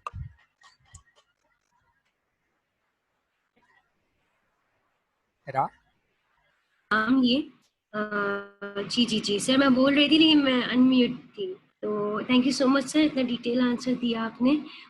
और जैसे सर ने 2-3 लोगों का नाम लिया है, सर खुद एक गूगल एक्सपर्ट है, तो आप इन्हें भी कांटेक्ट कर सकते हैं। सर ने सर साद हामिद का नाम लिया, आप उनके लिंक या उनका कांटेक्ट नंबर आप मुझसे डायरेक्टली पर्सनली ईमेल पे, या आप लोगों के पास मेरा नंबर फॉर श्योर होगा, या आप हमारे DSC पेज पे मैसेज करेंगे तो हम आपको सारी डिटेल्स फॉरवर्ड कर देंगे। एंड हम लोगों ने आप लोगों को एक अटेंडेंस फॉर्म दिया है, काइंडली आप वो फिल करिएगा, ताकि जो जो चीज़ें अभी सर ने शेयर की हैं और जो जो चीज़ें अभी हम आपसे शेयर करना चाहते हैं, जैसे कि सर साद हामिद का या दूसरे गूगलर्स की डिटेल्स, ताकि हम आपको उस अटेंडेंस फॉर्म से ट्रैक कर सकें। तो आप वो फॉर्म फिल करेंगे सो दैट वो आपको मिल जाएंगी जी, स्लाइड्स भी मिल जाएंगी। तो आई थिंक सर आप समझ गए होंगे कि किस तरीके से हम लोग GDE में आ सकते हैं। तो गाइस अब हमारे पास सेकंड क्वेश्चन है, वो ये है कि समटाइम्स भी हमारे अपलोडेड आपकी डिलीट कर देते हैं, तो इस प्रॉब्लम को कैसे सॉल्व करें? फैजान अब्बास सर। अच्छा, तो बेसिकली जावी जो है वो नॉर्मली जो भी एपीकेस बनाता है वो एक फिक्स टाइम तक अपलोड करता है, कि मतलब आपके पास एक लिमिटेड टाइम है कि उस टाइम पे लाइक 2 डेज 3 डेज और समथिंग लाइक दैट, और उसके बाद जो है वो आपकी एपीके ऑटोमेटिक अपलोड हो जाएगी। उस वजह से मैं जो है वो ऐप सेंटर को ज़्यादा प्रेफर करता हूँ कि वहाँ पे जो एपीके है वो परमानेंट होती है। लेकिन आई हैव सीन दैट के अलॉट ऑफ कंपनीज यूज जावी, इसलिए मैंने आज अपने सेशन में जो है वो जावी को कवर किया। So we can not do anything about it, और ये जावी के रूल्स हैं। और अगर आपको परमानेंट रखना है तो फिर आप आपको जावी का प्रो मेंबर बनना पड़ेगा, प्रीमियम, जो क्या है बिलीव मंथली पेमेंट से हिसाब से होता है। और किसी ने मुझसे लिंक मांगा है, तो मैं अभी स्लाइड की लिंक शेयर कर रहा हूँ।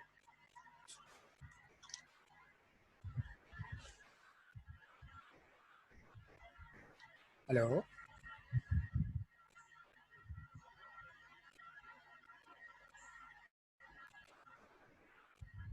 हेलो रा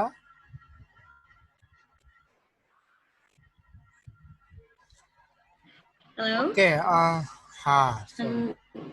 जी sir, sorry, I am back now, unmute था। सर सेकंड क्वेश्चन हमारे पास ये है, just one question from my side, ये मोर्सल फुरकान फरमा रहे हैं। How to optimize the application when in production if a bug occurs? Like, can we still use the same automation process? For example, library we used updates. Okay, hello Musal, good to see you here. I didn't expect you honestly, so thank you for coming.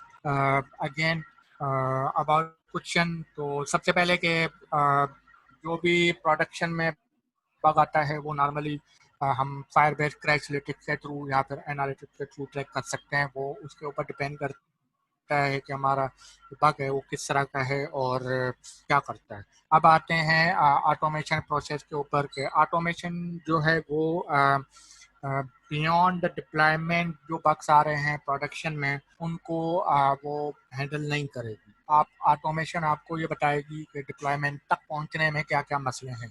For example, आप open source contributor हो, तो open source contribution में ये होता है कि कुछ लोग जो हैं वो कर्ली ब्रैकेट को सेम लाइन पे रखते हैं, कुछ लोग जो हैं वो कर्ली ब्रैकेट को नेक्स्ट लाइन पे लगाते हैं फंक्शंस की स्टार्ट में। तो आप चाहते हैं कि आप नेक्स्ट लाइन में ना रखें, आप सेम लाइन पे रखें, लेकिन जो दूसरे लोग आपको कोड की पुल रिक्वेस्ट भेज रहे हैं उन लोगों ने नेक्स्ट लाइन पे रख दी है। तो फिर इस तरह की चीज़ों को आप कोड लिंकिंग के थ्रू हैंडल कर सकते हैं।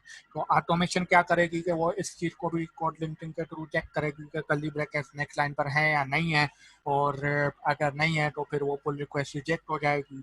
और इस तरह के प्रॉब्लम्स को आप ऑटोमेशन के टाइम पे फिक्स कर सकते हैं। और अगर आप लाइब्रेरी अपडेट्स की बात कर रहे हैं तो आप ये भी चेक्स लगा सकते हैं कि लाइब्रेरी लेटेस्ट वर्जन्स हैं या नहीं है, और इस तरह की चीज़ें। But after the production you can not verify through automation. You can only do it after post production, like Firebase Analytics या आप predictions, इस तरह के tools को यूज करते हैं।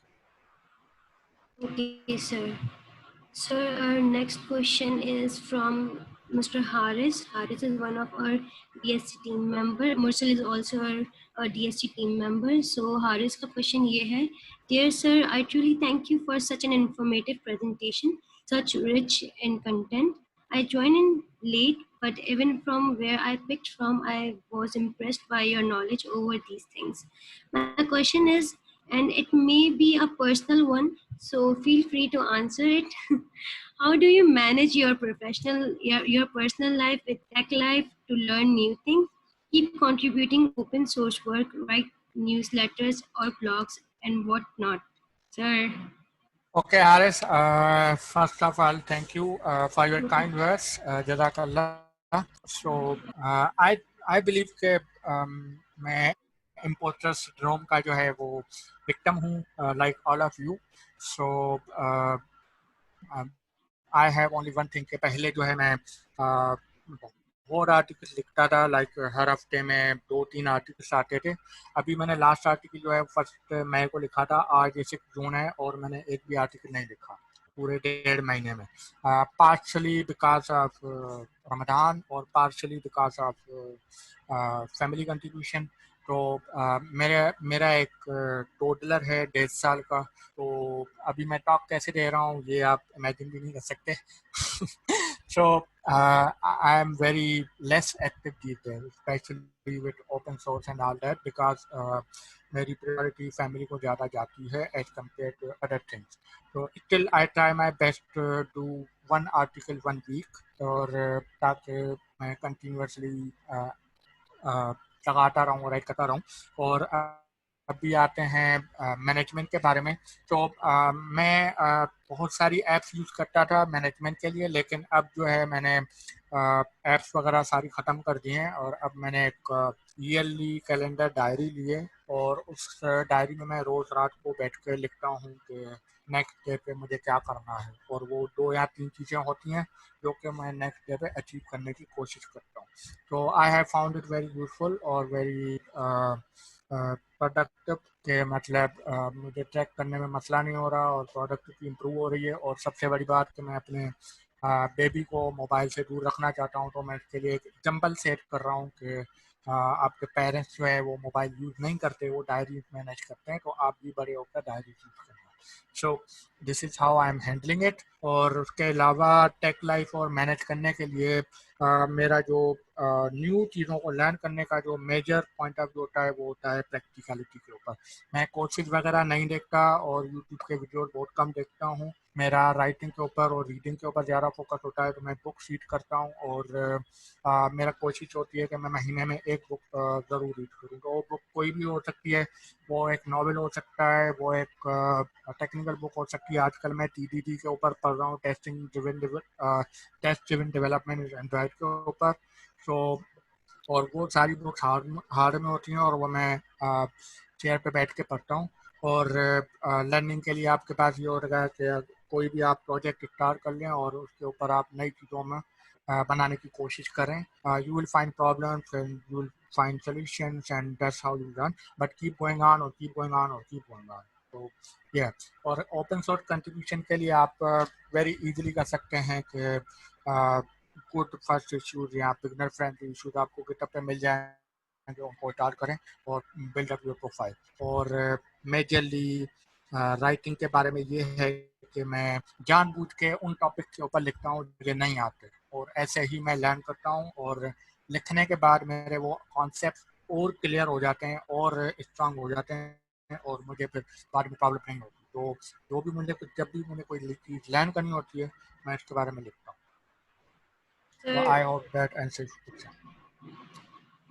मैं क्या बोलूँ सर, मैं तो खुद आपकी बातें सुन के एकदम थोड़ी सी स्पीचलेस हो गई हूँ कि वाकई बहुत मुश्किल है सारी चीज़ों को मैनेज करना. जिस तरीके से आपने बताया कि आप चाहते हैं कि आपका बेटा भी दूर रहे, और आप मतलब आप अमल पे ज़्यादा जो है बिलीव रखते हैं कि आप खुद नहीं करेंगे तो वो भी नहीं सीखेगा, और वो चीज़ें जो उसको सिखाना चाहते हैं आप वो खुद पहले प्रैक्टिकल करते हैं. दैट्स रियली रियली ग्रेट माशाल्लाह. एंड बाकी सब चीज़ों को साथ लेके चलना बहुत मुश्किल है. सर एक क्वेश्चन था बस मेरी तरफ से इस बात पे. सर मैं मतलब बहुत ज़्यादा तो नहीं, लेकिन मैं राइटिंग करती हूँ. लेकिन कभी कभी ये होता है कि अगर मैंने आज बैठ के लिखना शुरू किया है, और फिर जाहिर सी बात है हर वक्त 24 घंटे तो नहीं लिख सकते, आपको और भी काम होते हैं, फिर आप उसको नेक्स्ट डे पे कंटिन्यू करते हैं. तो फिर आप दोनों चीज़ों का तसलसल कैसे मैनेज करते हैं, यानी किस पॉइंट पे आप एंड करते हैं, किस बात को आप बुकमार्क बनाते हैं और फिर आगे उसी मोटिवेशन से उसको कंटिन्यू करते हैं? क्योंकि मेरे साथ ये होता है, मेरे जैसा मूड होता है उस हिसाब से मेरी राइटिंग चेंज हो जाती है, मेरी कहानी ही बदल जाती है. ओके, आई जी गेट वो योर पॉइंट। ये सब राइटर के साथ होता है, तो मेरे साथ भी होता है। तो नॉर्मली ये होता है कि जब मैं कोई चीज़ लिखना शुरू करता हूँ तो सबसे पहले मैं उसकी एक आउटलाइन बनाता हूँ। और उस आउटलाइन में होता है कि रफली पॉइंट्स होती हैं कि मुझे कौन कौन सी चीज़ें कवर करनी हैं। और उससे मुझे ये होता है कि मुझे एक ट्रैक मिलता है कि मुझे किस डायरेक्शन में जाना है और क्या बोलना है और क्या नहीं बोलना। ठीक है, तो ये है। नंबर टू, उससे ये होता है कि मुझे जो है वो पहले मैं ऐसे करता था कि अपनी जो राइटिंग है वो वन गो में कंप्लीट करता था। लाइक मैंने एक आर्टिकल शुरू किया तो अगले 4 घंटे 5 घंटे बैठ के मैं इस आर्टिकल को पूरा करूँगा। उसके बाद मैं उसकी इमेजेस बनाऊंगा, उसके ग्राफिक्स बनाऊंगा, उसके अगर एंड्रॉयड से रिलेटेड है ट्यूटोरियल बनाने में थोड़ा प्रॉब्लम होता है कि आपको गिफ बनाने पड़ते हैं, आपको वीडियोज बनाने पड़ते हैं, एप्लीकेशन कैसे दिख रही है, ये कैसे दिख रहा है, वो कैसे दिख रहा है, तो ऑल दैट, तो वो सारी चीज़ें मैं बाद में करता हूँ। ड्यूरिंग राइटिंग मैं राइटिंग अपनी मोबाइल पे करता था, तो मोबाइल पे तबारक लिखता रहा हूँ। और जहाँ पे मुझे इमेज डालनी है वहाँ पे मेरा लिखा होता है insert image about this here, और तबारक इस तरह से आर्टिकल लिखता और पूरा आर्टिकल ख़त्म करता हूँ। अब ये है कि अब मेरा जो बेबी है वो मुझे मोबाइल यूज़ करना नहीं देता। उस वजह से मेरा मोबाइल जो है वो नॉन रिस्पॉन्डिंग होता है, और बहुत सारे लोग कंप्लेन कर रहे होते हैं कि मैं कभी रिप्लाई नहीं करता, क्योंकि मैं रात को जब वो सोता है तो उसके बाद मैं अपना मोबाइल खोलता हूँ कि क्या क्या हुआ है सारा दिन में। ठीक है, तो उस वजह से जो है ना मेरी राइटिंग जो है ना वो अब एसिंक्रोनस होती है। लाइक 2 लाइन्स मैंने लैपटॉप पे ऊपर लिख ली, बेबी आ गया, मैं उसके साथ थोड़ा खेल कूद में लग गया, फिर वापस आया, फिर मैंने 2 लाइन्स और लिखी, इस तरह से। तो अब मुझे आदत हो गई है। तो अगर आप एक सिंपल सी आउटलाइन बना दोगे ना तो आपको आइडिया हो जाएगा कि क्या लिखना है और आप उसको बिल्कुल फॉलो सर, करोगे। I definitely going to follow this, I definitely going to follow this guideline sir। फिर हमारे पास एक क्वेश्चन आया है सुभाष का। वो कह रहे हैं कि I have only one question, I want to be a very good computer programmer, however even after practicing a lot still I get any question that I am unable to do, and I get depressed and frustrated a lot, so how to handle this? आपकी आवाज़ थोड़ी cut रही थी, तो मुझे समझ आया कि he wants to be a very good programmer, right? Programmer. However, even after practicing a lot of time, still I get any question that I am unable to do, and I get depressed and frustrated a lot. So, how to handle this situation? Okay, या I can understand your frustration. So first of all I would say कि आप demotivate ना हो और depress ना हो। और programming जो है वो कभी कभी थोड़ी सी मुश्किल हो जाती है, तो आई कैन अंडरस्टैंड योर सिचुएशन। तो आई रिमेंबर कि हुआ ये था कि मैंने ऑब्जर्व किया है कि आजकल के जो स्टूडेंट्स हैं यूनिवर्सिटी के, वो लोग बेसिक्स के ऊपर फोकस नहीं कर रहे। उनको फ्लैशी चीज़ों से इंटरेस्ट है कि फॉर एग्जांपल किसी को फेस रिकॉग्निशन बनानी है तो वो ओपन सीवी डाउनलोड नहीं करेगा, क्योंकि ओपन सीवी को कॉन्फ़िगर करने में ही आपके 8 दिन लग जाएंगे कि ओपन सीवी कंपाइल कैसे होती है। तो वो लोग क्या करते हैं कि वो लोग फायर बेस के ऊपर बिल्ट इन 2 लाइनों में फेस डिटेक्ट हो जाता है, या फिर किसी तरह की कंप्यूटर विजन एपीआई होती है जो कि ऑनलाइन काम कर रही होती है, उसकी 2 लाइनें लिखो और सारा कुछ हो जाता है। तो मैंने ऑब्जर्व किया है कि आजकल के जो स्टूडेंट्स हैं ना वो इन फ्लैशी चीज़ों के ऊपर बहुत फोकस कर रहे हैं। फॉर एग्जांपल के आजकल मैं नहीं देख रहा फेसबुक पे कि कोई बंदा शेयर कर रहा है कि मैंने सी प्लस प्लस में टिक टैक को बनाई है और ब्लैक स्क्रीन कंसोल के ऊपर वो कोई गेम शेयर कर रहा है। मैं जिस किसी को देख रहा हूँ वो फ्लटर के ऊपर फोकस कर रहे हैं कि फ्लटर है, एंड्रॉयड है, या फिर वेब एप्स है, या फिर रिएक्ट है, नोड है, डीनो है, whatever. Because this is all tradition, all populism, और फ्लैशी थिंग्स और फैंसी थिंग्स, ये सब लोग ये कर रहे हैं तो हम भी ये करें। तो इससे हो क्या रहा है कि स्टूडेंट्स के जो बेसिक्स हैं ना वो बहुत वीक हो रहे हैं, और स्टूडेंट्स उन चीज़ों को फोकस नहीं कर रहे जिन चीज़ों को करना चाहिए। तो नंबर वन के फोकस ऑन बिल्कुल योर बेसिक्स। ठीक है, तो आपका आंसर ये है कि जो भी आप प्रोग्राम बनाते हैं आप गिव अप ना करें। आप गूगल तो बिल्कुल भी ना करें, क्योंकि गूगल आपको नहीं करना चाहिए। ठीक है, जितना ज़्यादा आप गूगल करके कोड देखेंगे उतना ज़्यादा आपका जो है ना वो वो फ्लो खराब हो जाएगा। आई रिमेम्बर कि मैं फर्स्ट सेमेस्टर में था, हमारा एक टीचर था जो कि थोड़ा सा क्रेजी था, और उसको उससे मैंने पूछा कि सर आपकी रेफरेंस बुक क्या है। वो हमें C++ पढ़ाता था। तो वो बोलता है कि बेटा आप लाइब्रेरी जाओ, और लाइब्रेरी में जो प्रोग्रामिंग का जो सेक्शन है ना उसमें जाओ, उसमें जो भी किताबें पढ़ी हुई है ना उसमें से कोई भी बुक उठा लो, वो मेरी रेफरेंस बुक है। ठीक है। तो होता ये था कि मैं कोई भी एक बार मैंने एक प्रोग्राम बनाया और वो मुझसे बना नहीं, और मैं उसके पास गया और मैंने उसको बोला कि सर मुझे बना ही ना। आई रिमेम्बर कि वो कॉइन चेंज वाला कोई प्रोग्राम था। तो मैंने उससे पूछा कि सर ये कैसे बनेगा, मुझसे हो नहीं रहा। तो उसने बोला कि बेटा आपने ट्राई किया। मैंने कहा जी सर कल ट्राई किया। तो कहता है काम करो, कल आ जाओ, कल तक अगर ना बने ना तो मैं फिर आपको बताऊंगा। मैं दूसरे दिन गया और बोला कि सर नहीं बना। तो उसने मुझे बोला कि ठीक है, एक काम करो, एक और दिन सोचो और उसके बाद आना। फिर मैं दूसरे दिन गया, दूसरी बार भी नहीं बना। फिर उसने बोला कि चलो एक लास्ट टाइम एक और दिन सोचो और उसके बाद आना। तीसरे दिन जब मैं उसके पास गया ना, मैंने उसको बोला सर हो गया। ठीक है। So this is how you do programming. You do not give up. You do not get depressed. You do not see Google. You do not see other code. You try and try and try yourself until you get it right. Starting में आपसे बहुत time लगेगा। एक चीज़ आपको हफ्ता लगाएगी। आहिस्ता आहिस्ता आपका जो ब्रेन है ना वो उस तरह से खुलना शुरू हो जाएगा, और आपका जो माइंड है ना वो आहिस्ता आहिस्ता इन चीज़ों को पिकअप करना शुरू कर देगा। तो आपका टाइम जो है ना कम होता रहेगा। तो एक टाइम आपका ऐसा आएगा जब you will be a very good programmer, और आपके पास कोई भी प्रॉब्लम होगा तो आप विद इन मिनट्स सॉल्व कर दोगे कि किस तरह से सॉल्व होता है। But this will only happen if your mind is open, और वो तब होगा जब आप कंटिन्यूसली करोगे। सिंपल वर्ड्स में एक्सपीरियंस तब तक नहीं मिलेगा जब तक आप मिस्टेक नहीं करोगे, और मिस्टेक तब तक नहीं होगी जब तक आप एक्सपीरियंस ट्राई नहीं करेंगे। So what I conclude is that कि आपने एक तो मोटिवेटेड रहना है, ऑप्टिमिज्म के साथ सोचना है, ट्राई करना है, और ट्राई करने के बाद अगर नाकामी भी है तो वो भी एक्सपीरियंस से लर्न करना है और फिर ट्राई करना है, और फिर कहीं ना कहीं सक्सेस मिल जाती है। जी। तो thank you so much for that की point sir. Sir next question हमारे पास गुलाम मुस्तफ़ा का है। He is asking, sir thanks for your time. I want to ask, what would you give one key advice if you could meet your university self? Okay, thank you, Ghulam Mustafa. This is very good question. Honestly, मैं बहुत time से सोच रहा हूँ कि इसके ऊपर एक आर्टिकल लिखूँ कि what would I should have known in university. So reflecting on myself, I think मैंने दो बड़ी मिस्टेक्स की हैं अपने करियर में यूनिवर्सिटी से लेकर अभी तक। नंबर वन क्वेश्चन थी कि नंबर वन मिस्टेक था कि मैंने फोकस नहीं किया।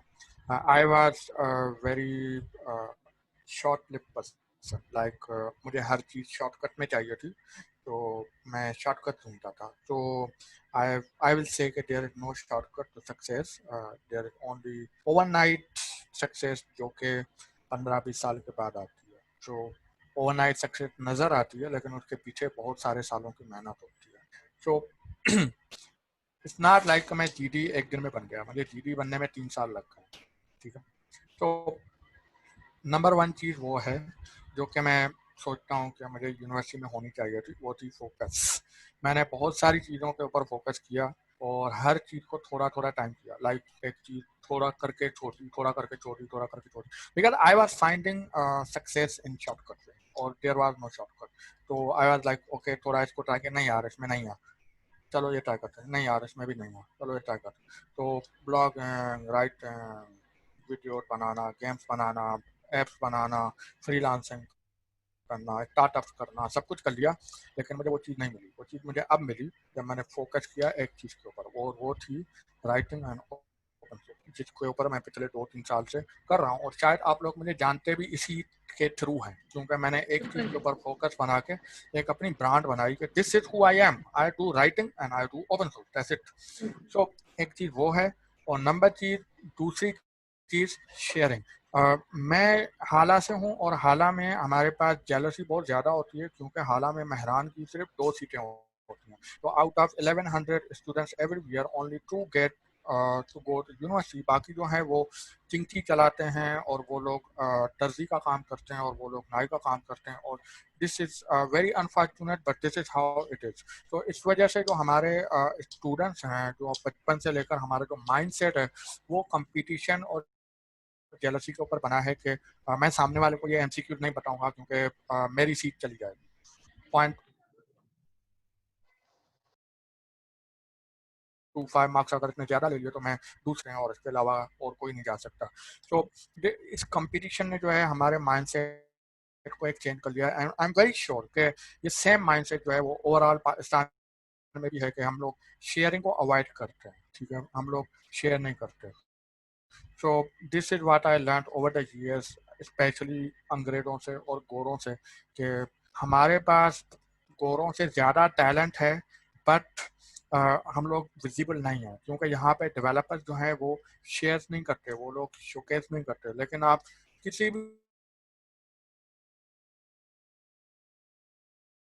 भी रैंडम प्रोग्रामर फ्रॉम अब्रॉड, एक वेबसाइट ज़रूर होगी जहाँ पे उसकी 2 या 3 ब्लॉग पोस्ट ज़रूर होंगे क्योंकि वो शेयर करते हैं और this is how they shine themselves. तो ये मैंने दूसरा लेसन सीखा कि शेयर करो। तो टेक इट एग्जांपल लाइक, अगर आप यूनिवर्सिटी के पहले सेमेस्टर से लेकर यूनिवर्सिटी के 8वें सेमेस्टर तक एक ब्लॉग लिखते हैं और उसके ऊपर आप लिखते हैं कि आपकी कौन सी असाइनमेंट थी और उन प्रॉब्लम को आपको किस तरह से सॉल्व किया, आपने कौन से कोर्सेज पढ़े, उन कोर्सेज में से आपने क्या टेक अवे, क्या की टेक अवे लर्न किए और ये सारी चीज़ें। तो इमेजिन कि आपका ब्लॉग कहाँ पर होगा, या फिर आप ये सारी चीज़ें यूट्यूब के थ्रू कर सकते हैं। तो this is how sharing works. And if you want to be a GD, this blog will improve your chances and your visibility. और इसके अलावा आपकी पर्सनल ब्रांड बन जाएगी और आपको अच्छी अपॉर्चुनिटी मिलेंगी जॉब की जो कि आपको नॉर्मल नहीं मिल सकती। तो these are two things which I believe कि मुझे यूनिवर्सिटी में पता होनी चाहिए कि एक चीज़ पे फोकस करो और अपनी ऑनलाइन इंटरनेट एग्जिस्टेंस के ऊपर फोकस करो। सर बिल्कुल बिल्कुल, आपने अपने पास से हमें एक मोटिवेशन दी।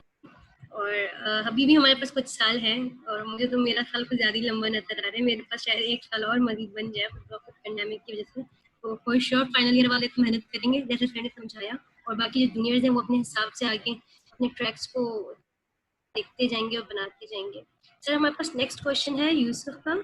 यूसुफ कह रहे हैं कि what is your usual breakup of your work day, of your working day, especially along with your employment in software house? Okay, Yusuf, that's a good question. So basically मैं पेंडेमिक से पहले भी remotely काम करता था। तो जो मेरे ओरिजिनल आवर्स हैं वो 12 to 9 हैं, क्योंकि हमारा एक ओवरलैप आवर्स है। मैं कनाडा वालों के साथ काम करता हूँ तो वो लोग शाम को 6 बजे ऑनलाइन आते हैं। तो उस वजह से 6 to 9 एक ऐसे आवर्स हैं जो हमारे पास ओवरलैपिंग होते हैं। लेकिन ये हम लोग उनको फॉलो नहीं करते। मैं तो बिल्कुल भी नहीं फॉलो नहीं करता। मैं जब मर्जी होती है मैं काम करता हूँ, जब मर्जी नहीं होती तो मैं काम नहीं करता। तो घर से काम करने में एक प्रॉब्लम ये होता है कि आपकी पर्सनल लाइफ और प्रोफेशनल लाइफ थोड़ी मिंगल हो जाती है। तो उन चीज़ों को सेपरेट करने के लिए मैंने क्या किया कि मैंने एक जगह फिक्स कर दी कि सोफ़ा पे और लैपटॉप पे बैठ के, सोफ़ा और टेबल पे बैठ के मैं जब काम करूँगा तो ये घर का, ये ऑफिस का काम होगा, और जब बेड पे बैठ के काम करूँगा तो ये घर का काम होगा। तो this is how I divided my self के। और जब ये होता है कि जब मैं सोफ़ा पे बैठता हूँ तो मेरा माइंडसेट जो है वो ऑफिस की तरफ शिफ्ट हो जाता है। तो उस टाइम पे मैं ऑफिस की ईमेल खोलता हूँ, ऑफिस के प्रोजेक्ट खोलता हूँ, ऑफिस का कोड खोलता हूँ, सारी चीज़ें वो खोलता हूँ। उसके अलावा मैं कुछ नहीं करता।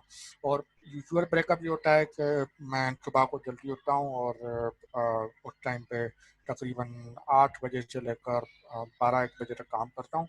और उसके बाद फिर मैं रात को खोलता हूँ 6:30 बजे से लेकर 9-9:30 बजे तक। और उसके अलावा मैं अपने घर में फैमिली के साथ, बेबी के साथ खेलना कूदना, शाम को वॉक पे जाना, मूवी देखना एंड ऑल दैट। तो and yes, I watch a lot off season. तो जब मेरा बेबी सो जाता है तो उसके बाद मैं कोई ना कोई सीजन लेके बैठ जाता हूँ, एक छोटा पर्सनल टाइम, और उसके बाद सो जाता हूँ।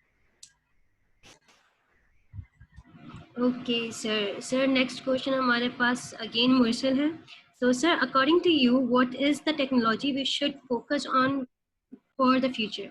I do write blogs, make tech videos, community building, web development, DS and ML, and many other things. Currently, I'm looking at all the dimensions for my future. What would you suggest? Okay Mursal, मैंने आपके videos भी देखे हैं और मैंने आपके blog नहीं पढ़े, लेकिन मैंने आपके वीडियो देखे हैं. I am aware of your community building with Microsoft student and all the machine learning stuff. I like it. So you are doing a very good job so far. So for your question कि आपको किस चीज़ पे focus करना चाहिए, yes, data science and AI is very good and growth and very good in opportunity, so you should continue that. और उसके अलावा मोबाइल जो है वो काफ़ी स्ट्रॉन्ग है, और PWS का जो कॉन्सेप्ट है प्रोग्रेसिव वेब एप का, वो भी काफ़ी स्ट्रॉन्ग है. तो आई हैव रियलाइज के वेब के ऊपर ज़्यादा अपॉर्चुनिटीज़ हैं एज कम्पेयर टू एंड्रॉयड के ऊपर. सो ये है कि मतलब आप एंड्रॉयड में एक सॉर्ट ऑफ लिमिटेड हो जाते हैं कि एंड्रॉयड आपको सिर्फ एंड्रॉयड की अपॉर्चुनिटी मिलेंगी, लेकिन आप जावा स्क्रिप्ट कर रहे हैं तो फिर आपके पास अपॉर्चुनिटी थोड़ी वास्ट हो जाती है कि आप back and front end node और रिएक्ट नेटिव और इन सब चीज़ों को फोकस करते हैं. तो मैंने ऑब्जर्व किया है कि ये अच्छी फील्ड है for the future, but still it all depends on what your interest. Like मुझे पता है कि एंड्रॉयड में अपॉर्चुनिटीज़ कम है, लेकिन फिर भी मैं एंड्रॉयड में इसलिए टिक हूँ क्योंकि मुझे एंड्रॉयड बहुत पसंद है. And I enjoy my work, I love my work, I love creating apps and तो इसलिए मैं हूँ. तो मेरे लिए, मेरे पर्सपेक्टिव से जो आपका पहला जो क्राइटेरिया होना चाहिए इस सवाल का, वो यही होना चाहिए कि do what you love instead of do what you think will be future, because you don't know what is the future. तो सब लोग बोलते हैं कि फ्लटर आ रहा है तो एंड्रॉयड नेटिव की वैल्यू खत्म हो जाएगी. तो I have only one question कि भाई नेटिव कहीं नहीं जा रही. क्यों? क्योंकि फ्लटर, रिएक्ट नेटिव, जैमरिन, ये सारे जो प्लेटफॉर्म्स हैं ये नेटिव के ऊपर ही चल रहे हैं. ये कंपाइल में नेटिव ही कंपाइल कर रहे हैं. तो अगर नेटिव खत्म हो जाएगी तो ये सारे भी खत्म हो जाएंगे. तो मुझे कोई टेंशन नहीं है कि नेटिव फ्लटर कितनी आगे जा रही है क्या. I like Flutter, I do Flutter, but my speciality is Android native. तो this is how I think. And अगर आप मशीन लर्निंग कर रहे हैं और डेटा साइंस कर रहे हैं तो that is a good field. Sir continue. Okay, thank you so much, sir. Sir, I have got a very long message. Such a wonderful presentation, sir. Here is a message for you from Musab Sinai. He is one of our DSC core team member. Such a wonderful presentation, sir. I'm from Hala as well, and it has been it has been proud moment for me that we have such a great talent and admiring person from Hala. MashaAllah. I have a question that, as you mentioned before, that your experience, prior expertise were in UI and animation. I want to know how to work on that area more while having a little experience in UI UX and to work on UI and animation. What should be prior thing to focus on? I am a little sir confuse. आप मैं ये मैं इस message को काफ़ी message को copy paste कर रही हूँ ताकि ये सब पढ़ सकें तो इजी हो जाएगा आपके लिए भी. बिल्कुल. सो It's a long message, sir.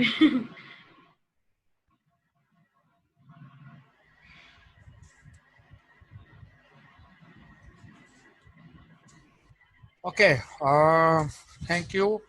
It was good to see someone from Hala, so I really appreciate that. So sometimes I really miss that city. So again, about your question. तो यार मैं जब 14 साल का था ना, तो मैं 14 साल से लेकर फ्लैश कर रहा हूँ. तो पहले मैंने फ्लैश किया, फिर मैंने फोटोशॉप किया. उससे पहले मेरे पास कंप्यूटर नहीं था, तो मैं जो है वो पेंटिंग बहुत करता था. लाइक मैं नर्सरी स्कूल को और केजी, आपने देखा होगा केजी स्कूल को, मैं मिकी माउस और इस तरह के कार्टून्स बना के बच्चों के लिए बड़े बड़े वो बेचता था. And this used to give me like 100 rupees per chart, and this was very good. like I was making my own pocket money, so these one are good. तो इस तरह से मेरा जो है कलर्स में और डिजाइन में जो है इंटरेस्ट बना, माइंडसेट बना, फिर फ्लैश आया, फिर मैंने फ्लैश के ऊपर एनिमेशन की और फ्लैश के ऊपर मैंने लाइक अपनी पूरी जिंदगी डाली है। लाइक मेरा जो फाइनल ये प्रोजेक्ट था ना, वो भी एक फ्लैश के ऊपर गेम थी। अब फ्लैश खत्म हो गया है, लेकिन उसके अलावा मैं फिर भी फ्लैश करता रहा हूँ और अभी भी मैं फ्लैश करता आया हूँ और अभी भी मैं करता रहता हूँ।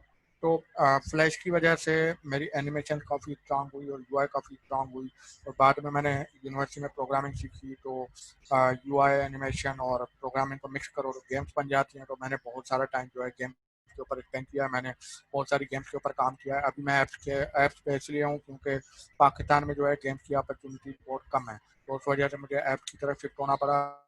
Otherwise I love games and I enjoy games and all that. तो आपको अगर यूआई और एनिमेशन के ऊपर फोकस करना है तो फिर आप ऐसे ही कर सकते हो कि आपको एक डिज़ाइन सेंस होना चाहिए। The way I got this design sense is from having two fighting sisters जो कि ऑलवेज लड़ती रहती थी कि इस जोड़े में गला किस कलर का होना चाहिए, दुपट्टा किस कलर का होना चाहिए। सो एट द एंड जो फैसला होता था वो मेरे ऊपर होता था कि दोनों बहनें मेरे पास आती थी, बोलती थी कि भाई तुम बताओ कि कौन सा कलर अच्छा है। तो it was a very big challenge for me कि किसकी साइड लेनी चाहिए और किसकी साइड नहीं लेनी चाहिए। So so again this is how I got concept like contrast क्या है, कलर्स क्या है, शेड क्या है, ब्लू कलर क्या है। For boys blue is blue, for girls blue is dark blue, green blue, sea blue, sky blue, and all the different blues. So you have to get a color sense, and then you have to practice it UI creation के ऊपर और इन चीज़ों के ऊपर। so everything will come from the experience कि आप time लगाओगे, Photoshop सीखो, यहाँ पर आजकल एडोब एक्सडी बहुत ईजी हुआ पड़ा है, वो सीखो।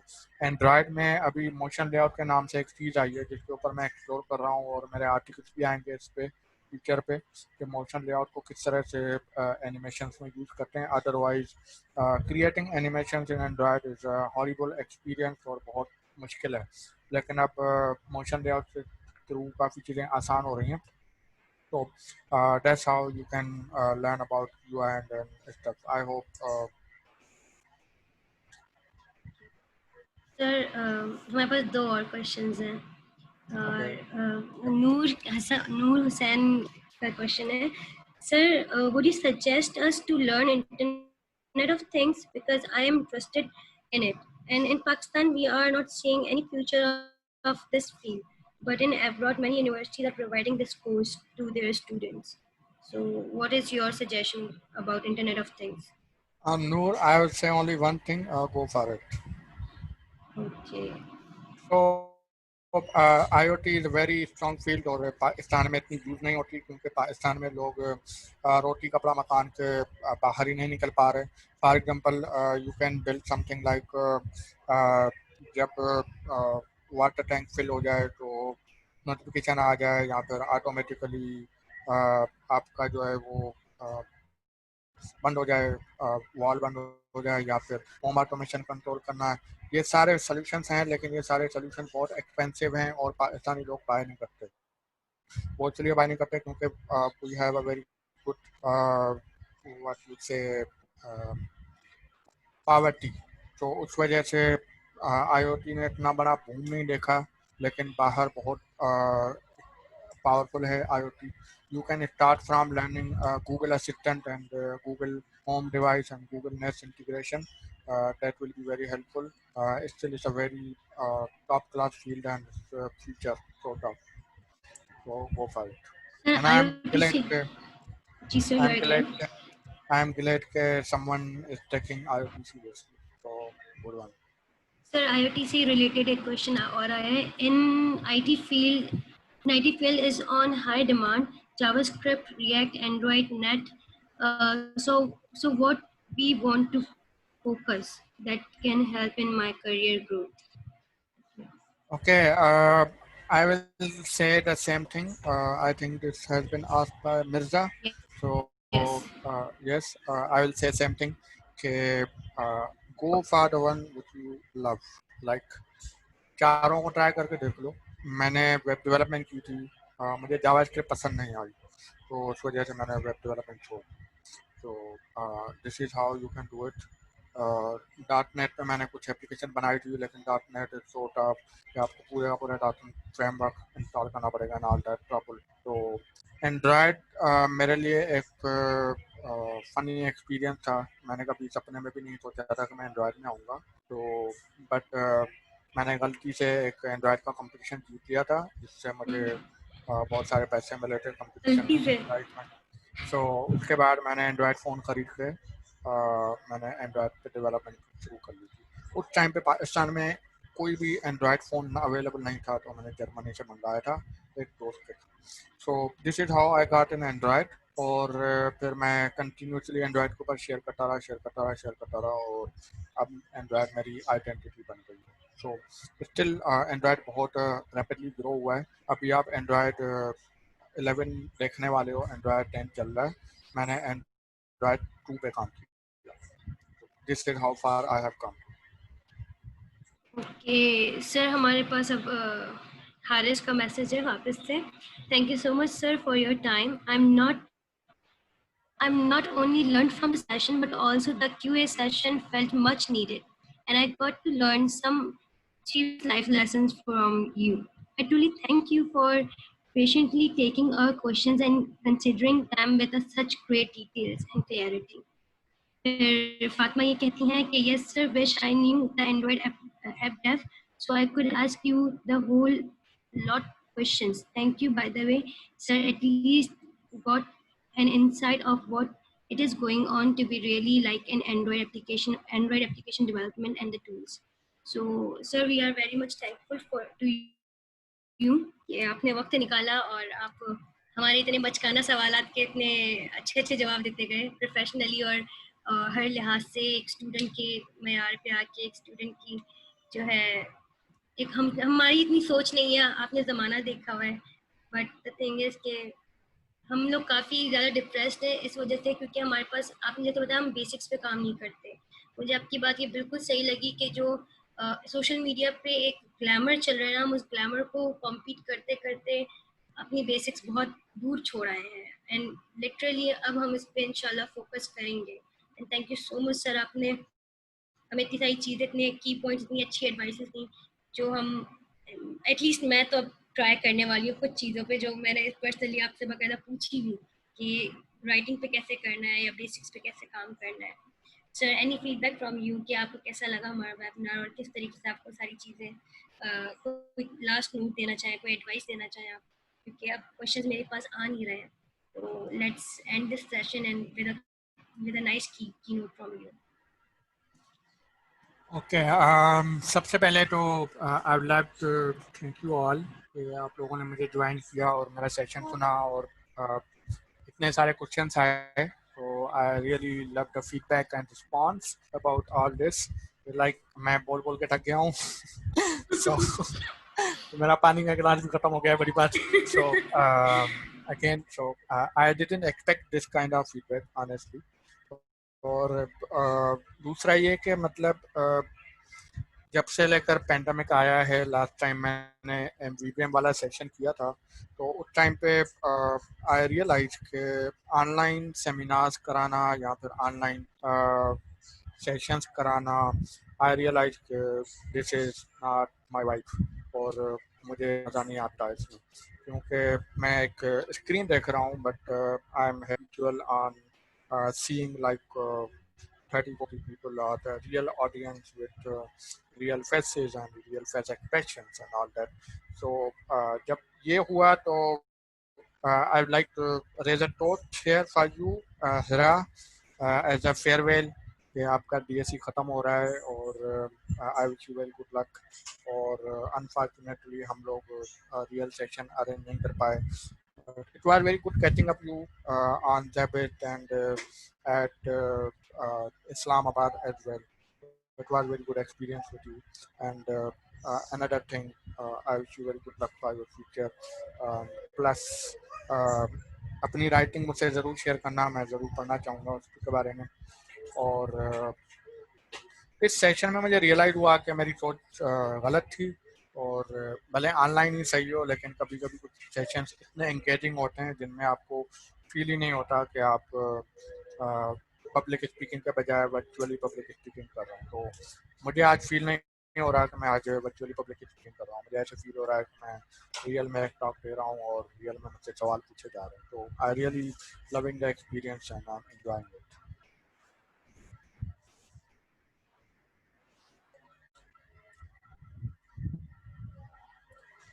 So I can see that there is a question about from Farhana Mumtaz. I want to be Android developer, but मैं ऐसे हूँ कि if I get a bug in Java, even I thought I can't do anything in future, then what should I do? This thing depressed me too much.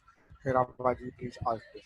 So Farhana, I'll say quickly about this. देखें, programming is all about life struggle. जैसे कि हम life में problems आते हैं तो हम उनसे फेस करते हैं और हम फाइट करते हैं और कीप ऑन करते हैं। प्रोग्रामिंग बिल्कुल ऐसे ही है और गिव अप नहीं करना चाहिए और डिप्रेस भी नहीं होना चाहिए और बस प्रॉब्लम को सॉल्व करने की कोशिश करनी चाहिए। तो one thing I will share here for you Farhana specially, अगर आपको कभी भी प्रॉब्लम होती है तो I have this calendar where you can book a slot with me anytime और मैं कोशिश करूँगा कि मैं उस टाइम पे आ जाऊँ और आपके प्रॉब्लम को देख लूँ।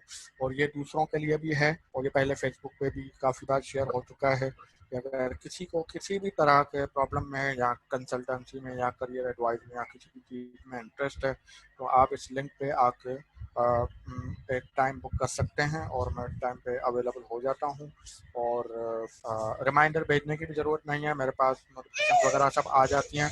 तो this is how you can make a time with me. Okay then, this is a wrap up from me and thank you guys for all attending this and I hope you enjoyed my session.